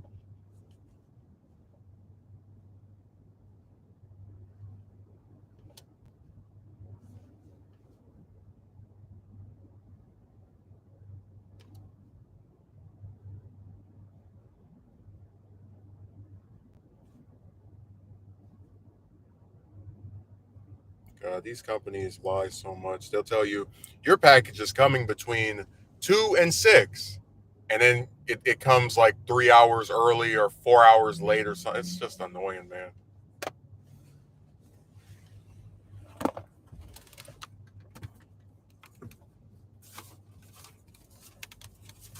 Ugh.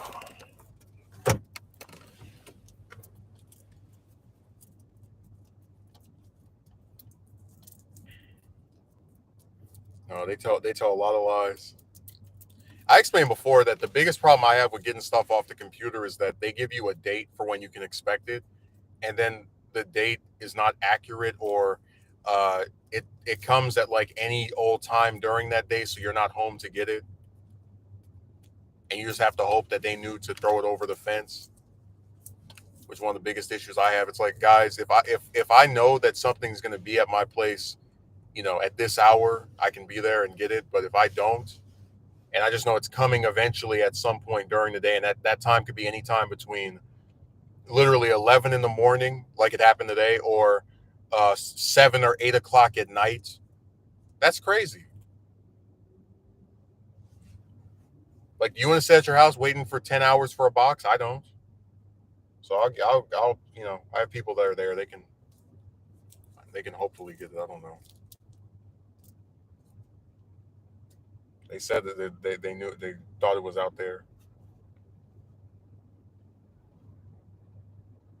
Yeah, this one lady had. I always forget there are pants that are so tight they show like the outline of the underwear. I always just thought that was interesting. Like, do they know that's there? Do they do it on purpose? Because we talked about this before. How like a lot of times if you say something about a woman's attire, you're considered what's the word for it? Like you know, slut shaming or whatever. But it's like a genuine question of do they actually know? You know what I'm talking about? Like a lot of people don't look at their own back when they put the stuff on. So maybe they aren't aware if we're giving them the benefit of the doubt. You never know at this point.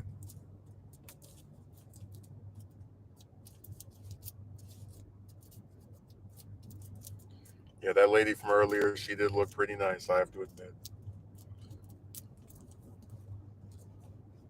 It's so crazy how things are so backwards that like as a man you feel like I feel rather uh uncomfortable describing an attraction to a woman. Like that's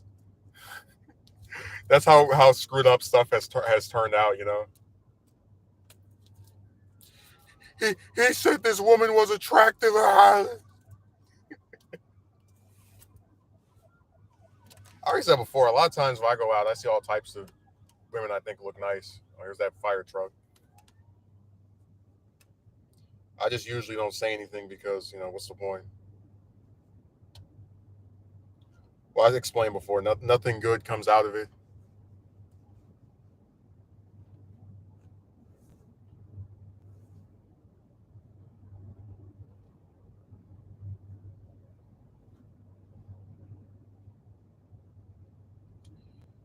Story came out 6 hours ago. 8 people, including 12-year-old, injured in two shootings at Washington, D.C. But remember, we don't have enough guns. It's not the firearms' fault.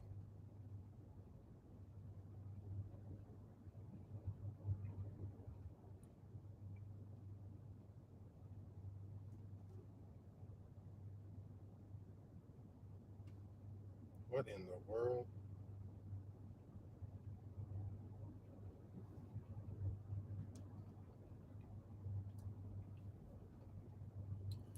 There's a new poll that came out that said that 44%.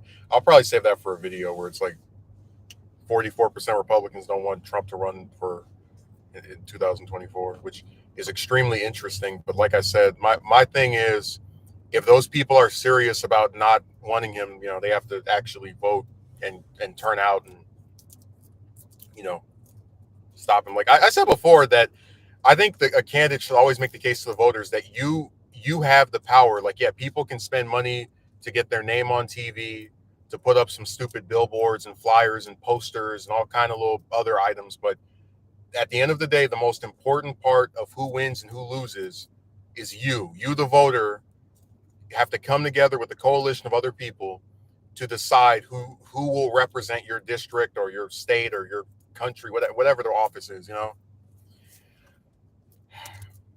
I just wish more candidates spoke like that, where they try and like actually try to get as many people to vote as possible. Like spoke at high schools and colleges and just various places like that.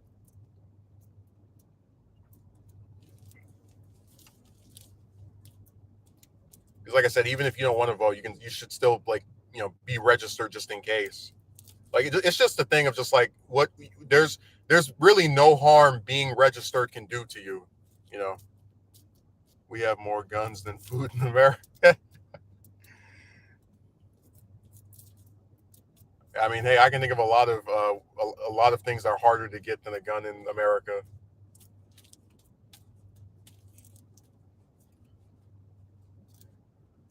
We talked about the gun show loophole before, where even the states that have gun laws, like if you go to a gun show, you can pay the price for one of these weapons. You get it, no questions asked. Like I said, this is a country of firearms, and you're going to unfortunately keep seeing these crazy pricks murdering our children, our just our fellow Americans, and we're allowing that to happen because people in positions of power, whether it be the Republicans in Congress, whether it be the NRA, they're fine with it going on as long as they get some money. It's cool. That's why when you tell them, hey, we need to do something, you're a legislator, you need to respond to this with some type of legislation. You're politicizing this. Like, what? I'm telling somebody who's one of the most powerful people in the country, with powers enumerated to him that I don't have, that he needs to actually do something to respond to this crisis that pours out and happens every damn year. And they're telling me that I'm politicizing a shooting by wanting something to be done so it doesn't happen again. And dude, it's like there's so many shootings that I forget some of them. Like, there's so many of them every year, to where I'm like, oh yeah, that one happened this year, that one happened that year, that one also happened that year, that one also happened that year. Every single year, and really every single day. But I'm just saying, like, the major ones that get national attention, it's like, when does it stop? How many, like, ask yourself, how many preschools, high schools, colleges, other types of buildings have to be shot up, and how many people have to die before we do something about guns?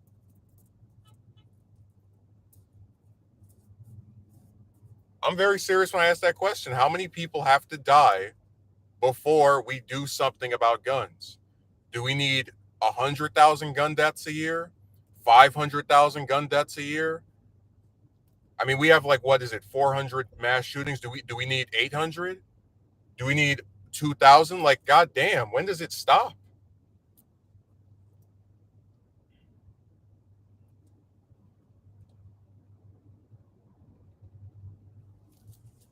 I'm not even joking. If I had a kid, the way that all these shootings keep happening, I would either have them homeschooled, or we'd work something else out.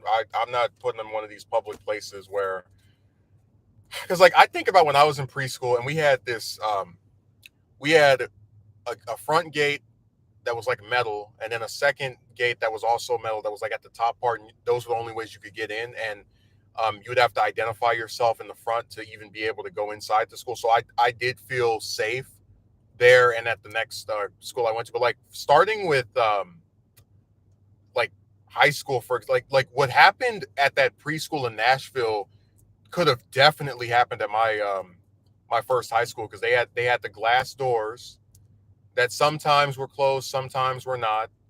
And even if they locked them, a shooter could just blast through the glass like that one did and get in. So these schools just get more and more dangerous, unfortunately, just lesser and less safety precautions.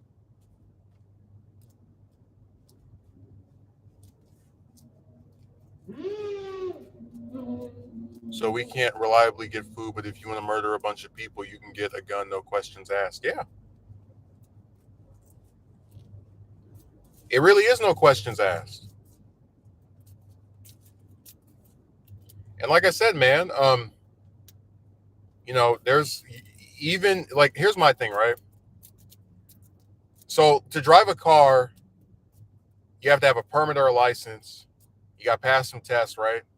To get a gun, a lot of times all you have to do, and, like, people make fake IDs, but, like, a lot of times you can have someone who's just turned 18 that goes, they're like, oh, in California I have to be this age to get one, or whatever. Oh, okay, well, I'll just go and drive to Nevada.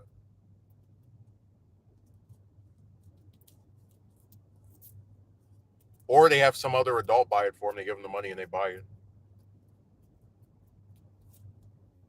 It's really scary how easy it is to get one of those things. Like, I'm not someone who has any of them. I don't want to be around weapons like that. But if I wanted one, I could get one. And like I said, there's really no precautions of, like, hey, is he in the right mental state? People just don't care. But they will care when you go and you blast up someplace. Then here's all the TV analysis of his personality and how he was messed with when he was a kid and all this other crap. It's like, guys, the damage is already done. We didn't care before, so to pretend that we care now is just a joke. There's not we are going to see mass shootings every single year, not even just every single year, but every single day, continuously, forever and ever, as things currently stand.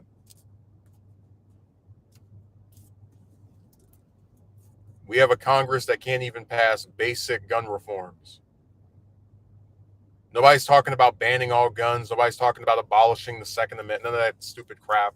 Because, like I said, there are people who need them to protect themselves. But when you're talking about, and we were discussing this before, but like another thing I noticed is that a lot of people who have them, they don't even just have one or two. They have like 10 or 20. Like I've seen people put up videos showing off their gun collection. I remember the congressman from Kentucky, Thomas Massey, who he for me, I always remember that he's the only member of any office ever that directly interacted with me on Twitter. I was shocked. But he put up a Christmas picture of him and his family, and his kids are like, they're like babies. They're like 8, 9, 10, young, right? He put a picture of him and his family. They're all holding guns.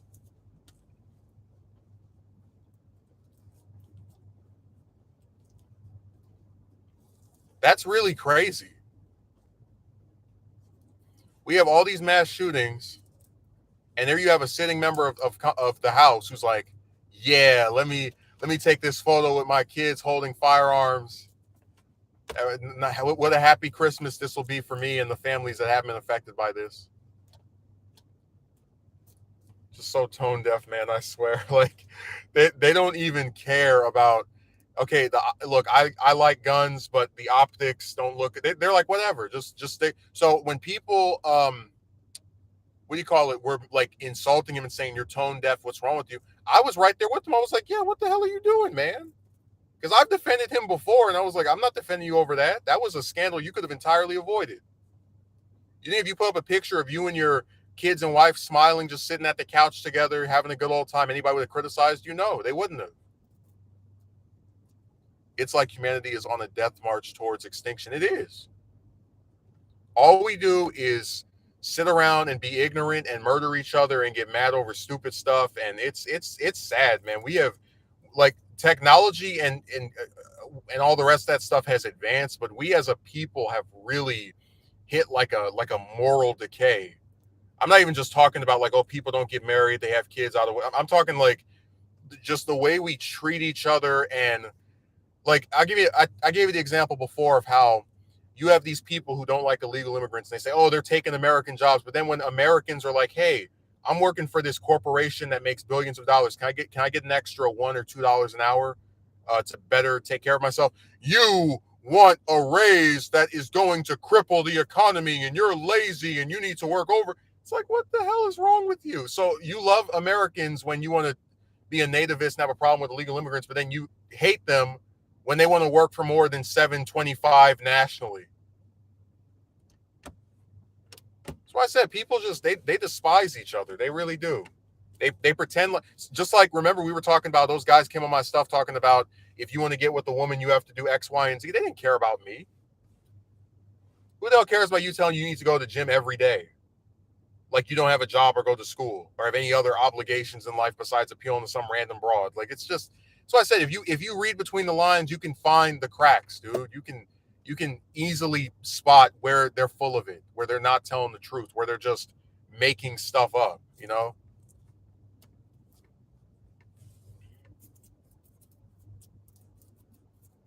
But yeah, we are on a death march towards extinction. I mean, dude, we're at a point where people care so little about each other that you could live in, man, what is this? You could live in like on the same street as them, and let's say there's like a homeless person that's like right by you. I think a normal person, if they don't want to like be super charitable, would just be like, all right, whatever. They don't say anything. You have people that will call the cops. Oh, this homeless person's on my street. They're sleeping there. Oh, they're you need to get rid of them. They're transient, whatever they call them when someone is like, up around and about. Um, these people shoot themselves in the foot because these companies would make more money if they paid the employees better. But yeah, a lot of people quit these jobs specifically because it doesn't pay enough.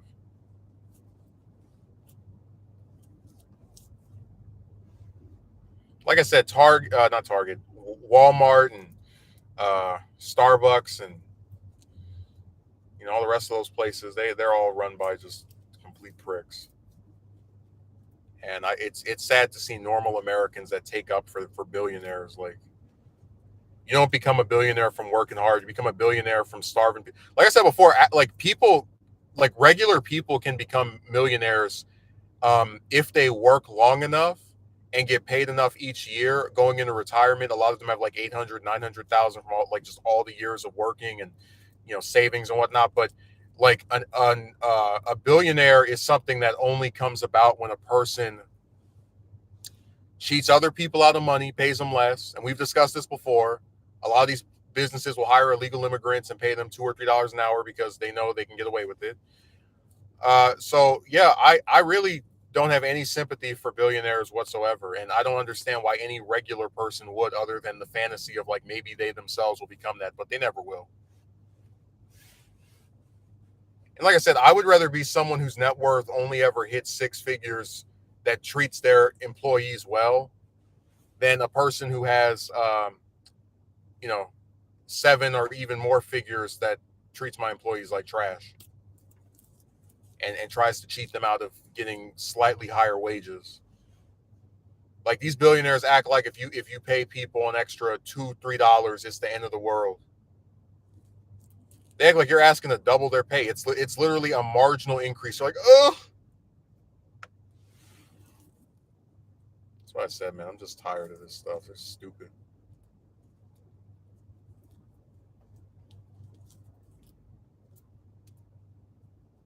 Yeah, they do shoot themselves in the foot a lot, but they don't care.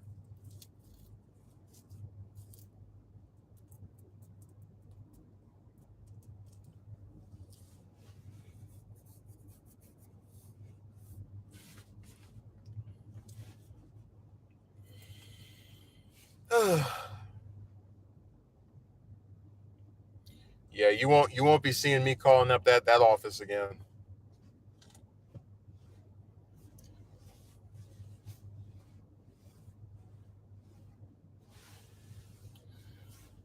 But the mass shooting thing really makes me put a lot of stuff into perspective because it's just like I can't imagine being a parent and having a kid that goes to a preschool or even like it doesn't have to be preschool, it could be high school, college, whatever. And they go there because you're trying to like get them to learn something, and then when they go there, they get killed by a crazy person who in most instances never even met them. They just were in the wrong place at the wrong time. That's really all it comes down to, and it's so sad, and it makes me more and more pissed off with a lot of these stupid senators that like just they are not receptive to any type of gun control measure at all. Well, them and members of the House, but the House is all we already explained before. That place is an even bigger circus because the members there change way more often. Crazy how people will defend the companies who screwed them over. That's very interesting kind of Stockholm syndrome. Well, I told you, in my opinion, a lot of it has to do with this belief that people have that in America you are fundamentally supposed to make it, um, and they feel they have this like internalized thing where they think if they acknowledge how unfair the system is, they're just whining, and if they just work harder, they can make it as well and be just as successful as this billionaire. But like I said, it's really crazy that they're more sympathetic towards someone who is infinitely wealthier than them than people who are like just regular workers like themselves.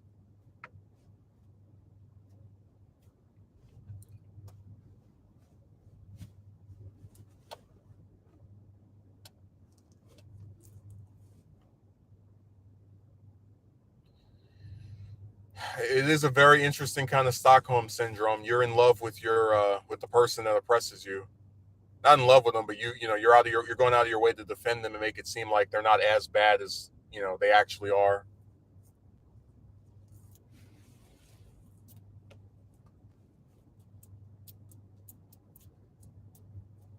Like I said, millionaires are infinitely less problematic than billionaires. Billionaires they don't need to exist. They really do not.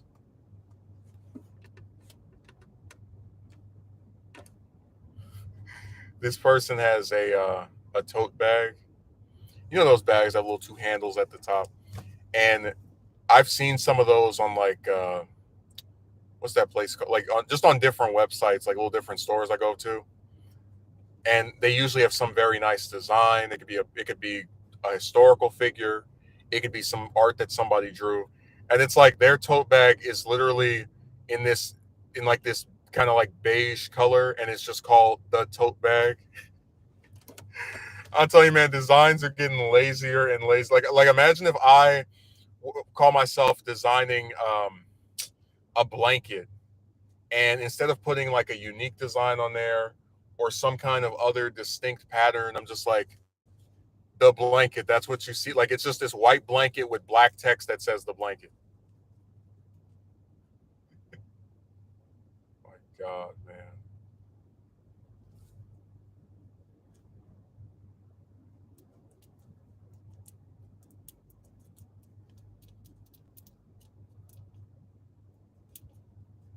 A lot of people believe that rich people are fundamentally better than everyone, and being rich makes you superior. And a lot of people have the mindset of a temporarily embarrassed millionaire.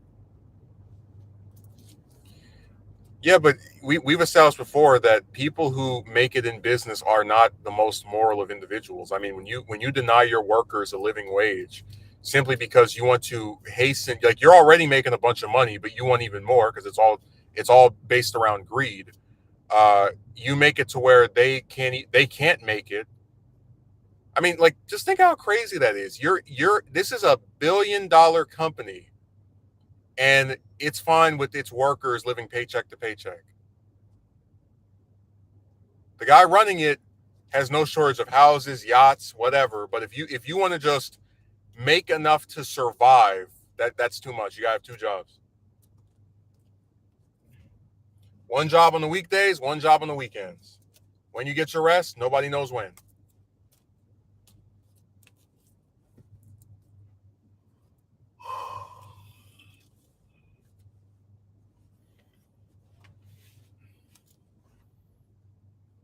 God, man, they want so much damn money.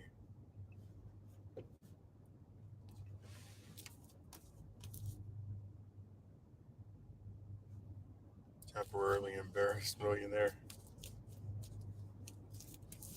I mean, if I were them, I would be embarrassed. If I had like a soul, if I was like, hey, I do feel bad that most of my employees can't actually afford to live where they want to live or even take care of themselves, and I have all this money that I don't need. But I'm greedy, so I'm going to keep on trying to find ways to squeeze them out of pennies. It's like I would feel bad about that if I were the head of one of those companies. But remember, these people, the thing they care about the most is money.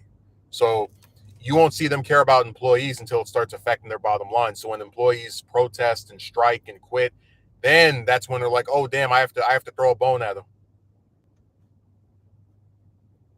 Like I said, all the ones that run these companies, they don't care about you. Honestly, I'd be a bigger fan because we talk about like monopolies and stuff like that. I'd be a much bigger fan if it was just a bunch of mom and pop shops just for everything. Like instead of Starbucks, you just have like literally loads of coffee places with their own unique drinks and flavors and whatnot. And then instead of what's somewhere else I can think of? Hmm.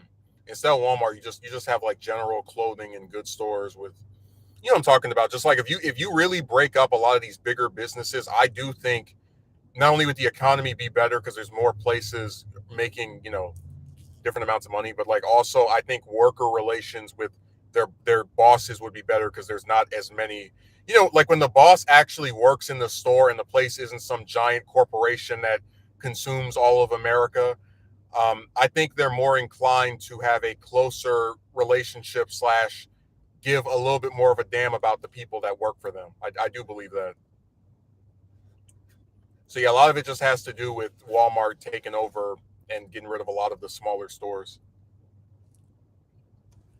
And if we can break Walmart up and bring back those smaller places, I think we'll be better off.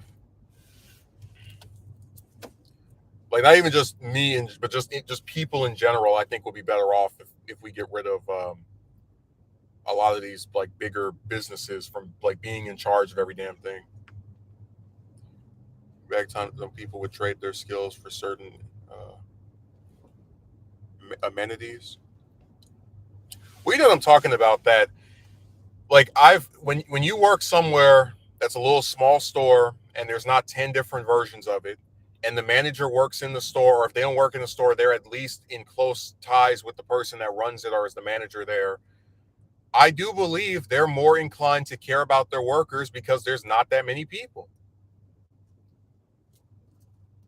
Like being a CEO of some business that is in every damn state, who you don't even for probably for the most part meet most of your employees.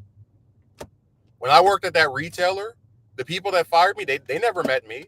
I was just another piece of crap to them. Another set of numbers on the computer they can just toss at anytime they want. Oh, 5 people gave this person a bad review. Get rid of him. We don't care what his story is. We don't care what his condition is. We don't care if he has to live in a box after this. Just get rid of him. I'm saying stuff like that is a lot less likely to happen when you're dealing with smaller businesses that have like 5 employees, 10, 20, you know.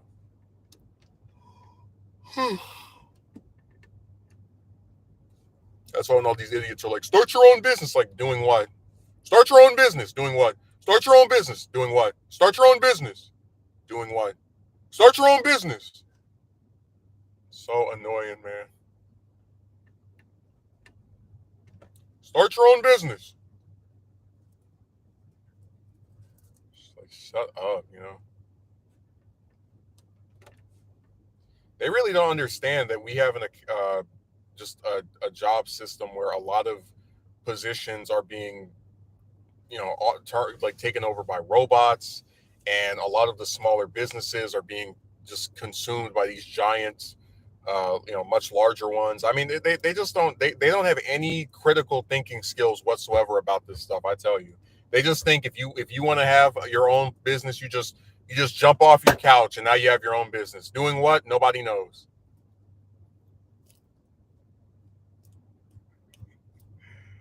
Oh man.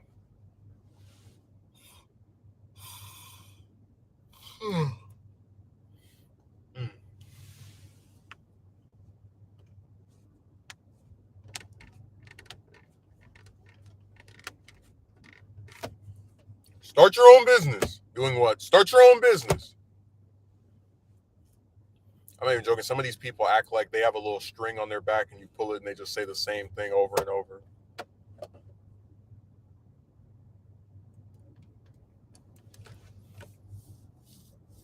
Like, Jesus Christ. Start your own business.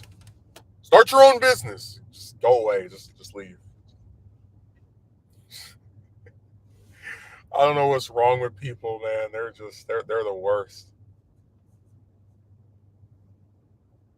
Oh, Zeal has shown up for the first time in like 2 months. Let me warn him.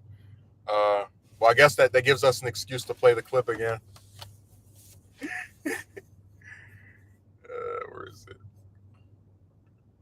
Rhinos, Karl Rove, Bill Barr, or Paul Ryan on your television screen. Just turn to a different station or turn it off. Turn off that set as fast as you can.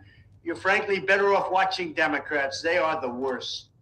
So Zeal, if you see any of these romance guys on your TV or in your magazine, just flip to a different channel or just close the book. Close that magazine as fast as you can. You'd be better off watching porn. They are the worst.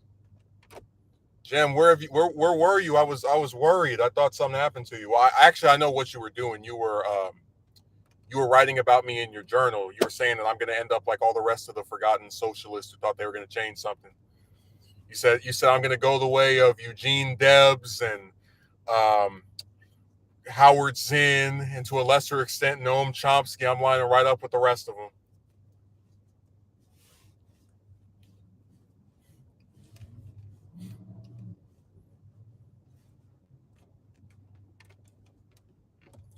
Yeah, Jem, if you see them, turn to a different channel. Sorry, had to go to supermarket getting grilling ribs.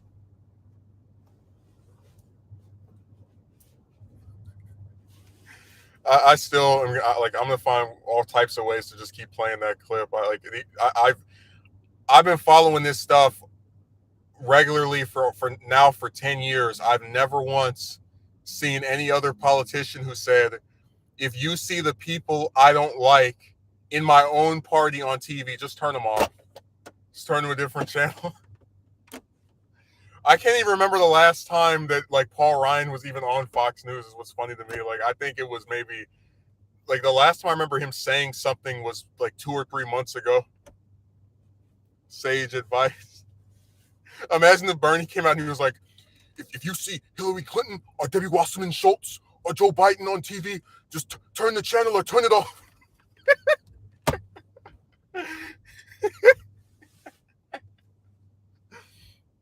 I definitely would turn off if Hillary was on there. I haven't watched one interview with her since the one she did with Howard Stern, where she was blaming Sanders for her losing the general election, which is total BS because he campaigned more for her than anybody else besides her husband and daughters. But you know that's how insane these people are. Oh, I'm not saying Ryan is smart. I'm just saying I haven't seen him in a while. Like that's why it was funny. Like I don't even, especially Karl Rove. Like I don't remember the last time I saw him either. Barr's been giving some interviews recently, so I guess he probably is the most active of the three. But it still is like a random assortment of people to throw out there. Karl Rove.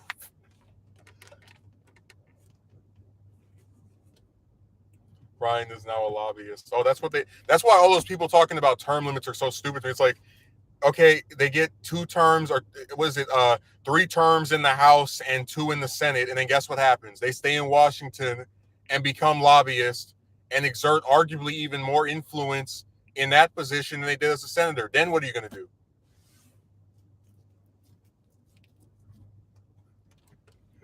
God, all that term limit stuff just makes me want to like just roll my eyes. Everybody that says they want it is a hypocrite, man. Like Cruz was talking about, we need term limits, but then guess what he's doing? After saying we need two terms for the Senate at maximum, guess what he's doing? Running for a third one. Him and Rubio. I said, just get out of my face. Like, don't come to me about no term limits and then you whatever. I guarantee you, the same senators that are talking about they want 12 years in the Senate, 2-year term, term limits. They're going to be there if they don't get defeated for another like 20 or 30 years. You think I'm playing? If Rubio or Cruz doesn't get elected president, they're going to be in the Senate for another 10 or 20 years, or maybe even 30. They're going to be just like Grassley. Dude, McConnell's been in the Senate since my Jesus. I'm trying to give you an example. McConnell has been in the Senate since my dad was like 6 or 7 years old. Like that's how long. Oh my God.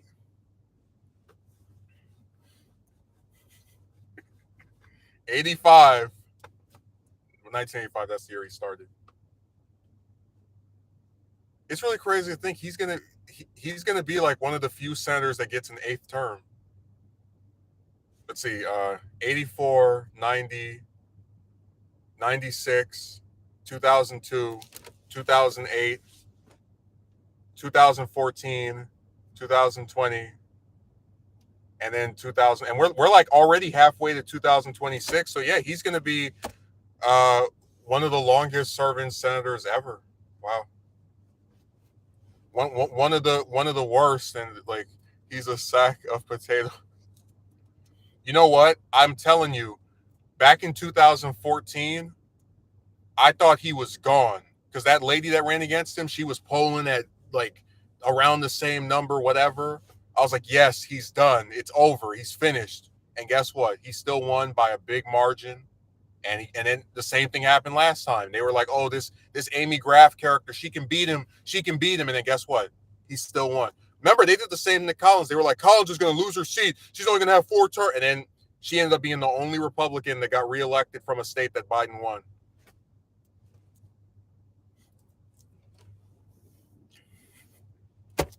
So every time they make it seem like someone is like ineffectual and they can't win or whatever, don't believe them. Nothing matters more than people going out and voting. You can tell. Just they did the same thing to Graham remember in the 2020 South Carolina race with him and I think that was Jamie Harrison or whatever. Like they were like, oh, he's gonna lose to him and he's gonna get defeat, and then Graham still won anyway. That one made a fatal error when they asked her if she was voting for Obama. She gave some dumb answer, and people refused to trust her. Yeah, because that's the problem with these Democrats that run in these, especially in the South. They don't know what they are. They're like trying to, support the National Party, but then they're also trying to curry favor with Republicans. I mean, look at Jones in Alabama. Like that's a guy who wins because of black women, right? Like all this support from the actual Democratic Party. And then what does he do? He votes for bank deregulations and Trump's attorney general pick. I mean, like, no wonder he lost to that football coach. It's like, get out of here. That's why I said, man, these people are jokes. I don't blame people for not trusting her. I wouldn't trust them either. You're not going to see a Democratic senator from any southern state that's not Florida or Georgia probably for another 10 or 20 years. And it's not because the Republicans have run these amazing, great, terrific candidates that are unbeatable and unstoppable. And no, it's because the Democrats run people that don't know what they are.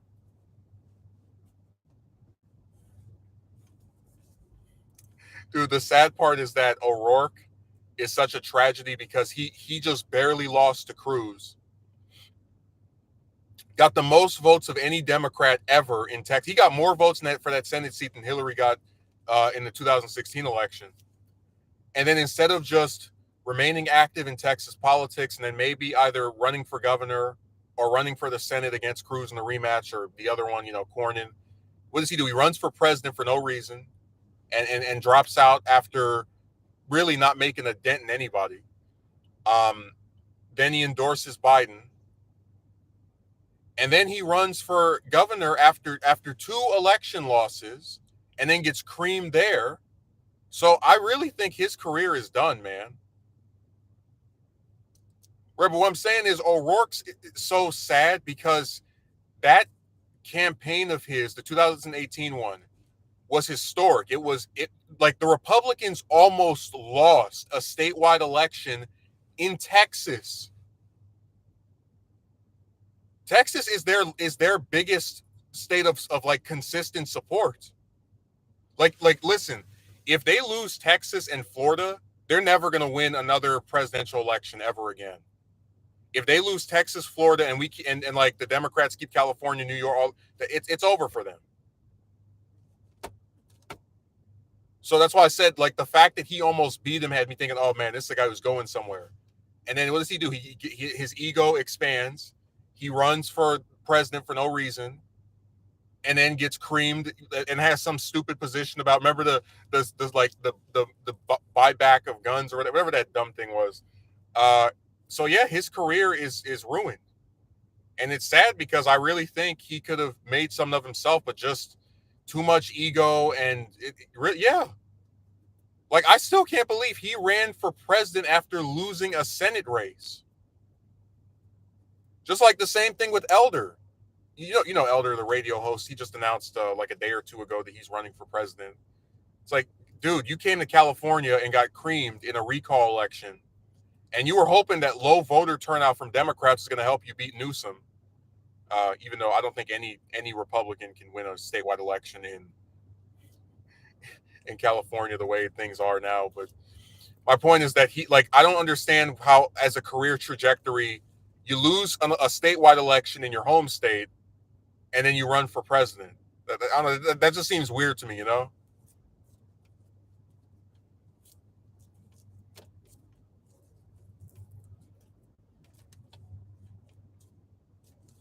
Dude, Elder, I used to my grandpa used to listen to him on the radio. It's like I've known who he is for a long time, and it's just funny that he's like launching this presidential campaign against a former president who's polling at like 30-40% and is going nowhere as far as like not leaving the race, and then a governor, an incumbent governor, which is what he wanted to be, who's polling in second place, and then a former governor who's also the UN ambassador.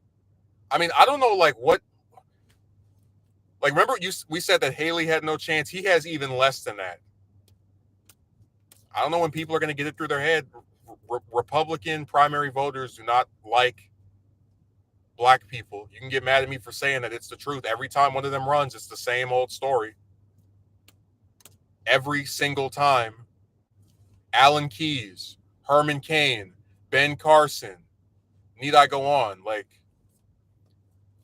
they and dude, like, you remember, Jem, because you're old enough to remember. You remember when Jesse Jackson ran in '84 and '88, right? He didn't win, but he did win multiple states. So, like, even though he didn't win, he still was able to get millions of people be like, yeah, I want Jackson for president. In the case of the Republicans, the black Republicans, they don't get anywhere. They don't win a single damn state. They get a couple of delegates, and that's it. And then what do they do for the rest of their life? Become commentators and talk this way or that way? Okay, but even like I don't remember it, but I know it happened, is what I'm saying. It's like it still was a memorable campaign that actually got somewhere. Like his results are still better than pretty much every other black person that's run for president other than Obama.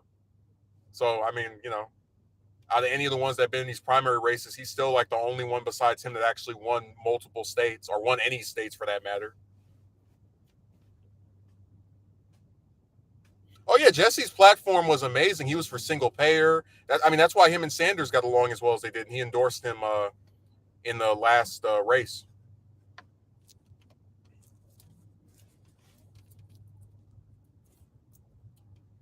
But all I'm saying is it's really telling that a black guy who ran for president on the Democratic side was able to get millions of votes and win multiple states in the 80s.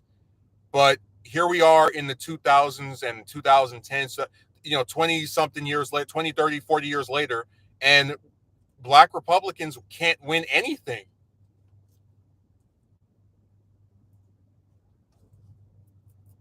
And we know Republicans don't care about experience because look at the last president they had. He didn't have any experience, and they still voted for him. So that's why I said, man, I just think running like for a national office from the Republican side is just a waste of time. It's just you only do it for two reasons. You want to increase your name recognition, or you want to try to get like a post or something from the person that actually wins. That's the only reason you do it. Well, I remember Paul. I'll never forget after he lost in 2012, he was like, I'm not endorsing Romney or Obama. No, forget him. It's the same old crap one way or the other. No, he's a very interesting politician. Like his positions are unorthodox. Oh no, I'm not disputing what he said. I'm just saying that it's very rare for someone that loses a primary to be like, no, I'm not endorsing any damn body. Forget it. Because you know they always try to do that little unity crap.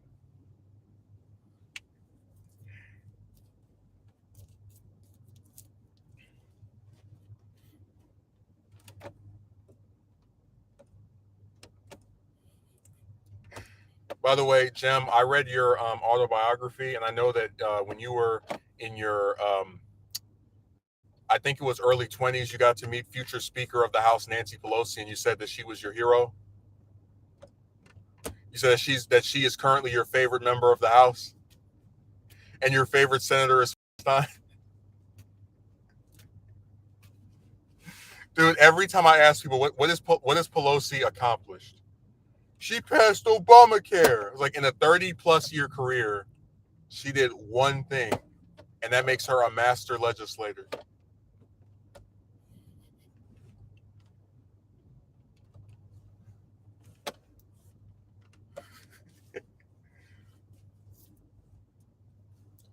Dude, like the only member of the House I dislike maybe more than her is probably like like Waters, for example. You know Waters, the Congresswoman, because she like was this person who basically did nothing of any significance whatsoever in her entire career up until she started calling for Trump to get impeached, literally weeks after he became president.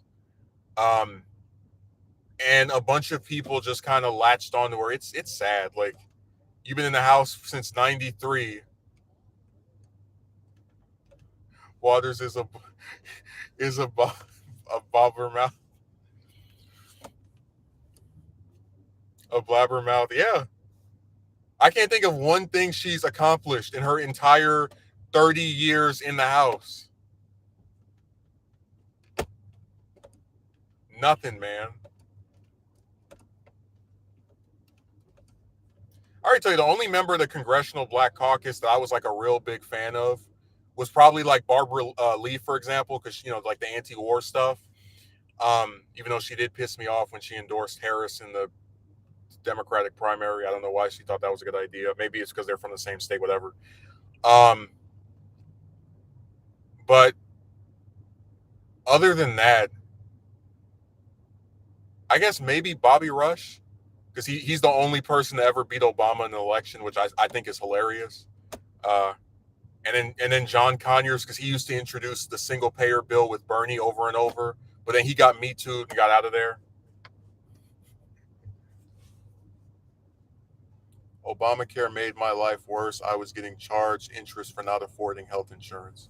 Well, I appreciate the contribution, Target, and I mean that's what happens when you take a right-wing healthcare plan that the Heritage Foundation proposed that was meant to really kowtow to private insurance and their ridiculous prices, and have a Democrat implement that. Suddenly, all the criticisms go out the way.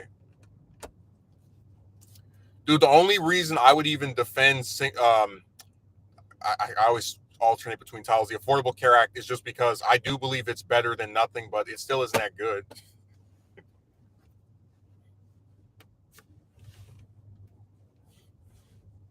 Like that, like Jim, you probably don't remember that healthcare plan that Trump had, that American healthcare. That thing was so garbage. Members of his own party were like, "No, we're not doing this."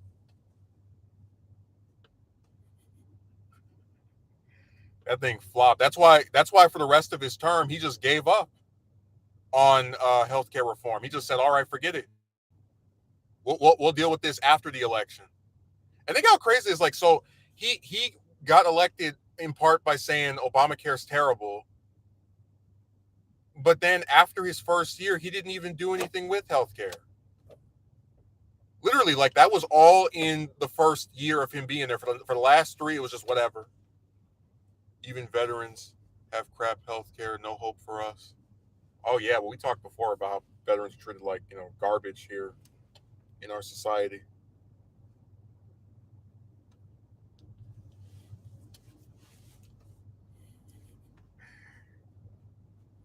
I think it's like 20. It's like a quarter of the homeless people are veterans.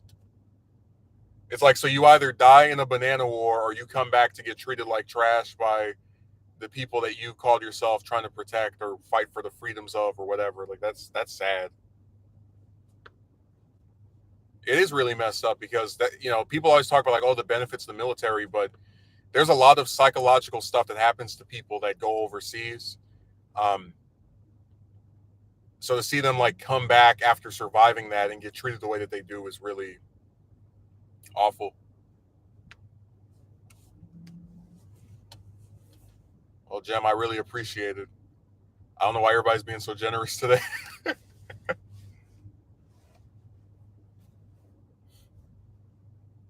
Get some lunch and gas. Man, if you saw how high the gas costs out here are, where it's like 50 to fill up the whole tank, I appreciate it. I've been taking this one person to work. They usually give me something to put gas in there.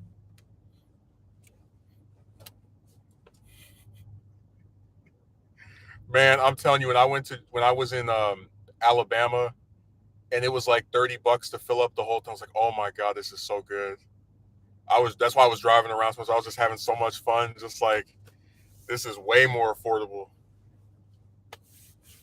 That's like half the price.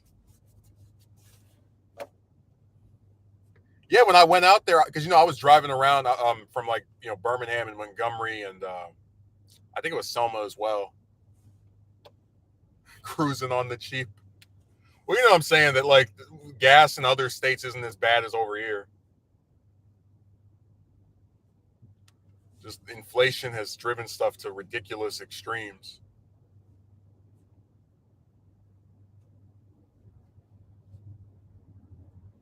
It's really crazy. But yeah, Jim, I know you've been waiting for that China documentary. I've been really swamped since I got back, just with all this nonstop applying for these stupid jobs. Um, I'm not going to promise I'll finish it this week, but I'm going to try to do some more of it. I have been doing more of it recently. You know, it's just anytime you have to write a script for something and gather up pictures and clips and sit down and record it, it's always USA is top producer of oil. Why is it so expensive here? Hey, it's a mystery to me. Well, I'm just saying, when I have edited stuff, it's always harder to make it than if it's something unedited. Total scam. Well, I hope you don't think I'm scamming you with the documentary. I do intend to make it. You saw a piece of it about a month ago. It's definitely something I still want to do. Like I said, I would love to, and it's not going to all be this year, but like at some point, do full scale breakdowns of Trump's tenure, Obama, Bush's, because all three of those I remember. People that were there are still around. I mean, it would be a hell of a thing to just kind of like break it all down. Because I really hate that Bush has been, given like a rehabilitation thanks to Trump. Like I really hate that the person who started the longest war in American history, had the worst recession since the Great Depression, bungled Hurricane Katrina, lied us into Iraq. Like I don't get how anyone can look at that and say that was good. Except they just don't remember. They have the nostalgia glasses on.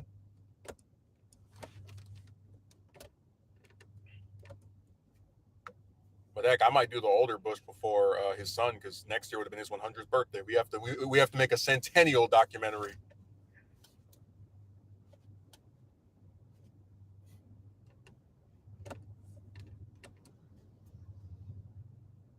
It actually would be much easier to do one on the dad too, because it's not as much stuff.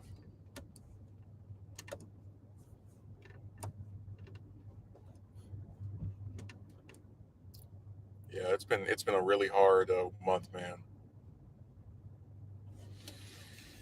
I've been really stressed out with this job stuff. Like, if you saw many places I applied to and just all the ridiculousness, going here, driving there, etc. But look, I'm gonna get off of here because I got to go to the market and get some stuff. Um, so before we end it, we have to replay our new favorite line. Rhinos, call Rove, Bill Barr, or Paul Ryan on your television screen. Just turn to a different station or turn it off. Turn off that set as fast as you can. You're frankly better off watching Democrats. They are the worst. So if you see any of these people trying to tell you about the women are amazing and great or whatever, and they're on your TV, just turn to a different station or turn off the TV altogether. Turn that TV off as fast as you can. You'd be better off watching porn. Well, thanks for showing up, Jim. Akatsuki Merch when he was here earlier, and and Target. So I appreciate it. Thank you for the contributions, and have a good rest of your weekend.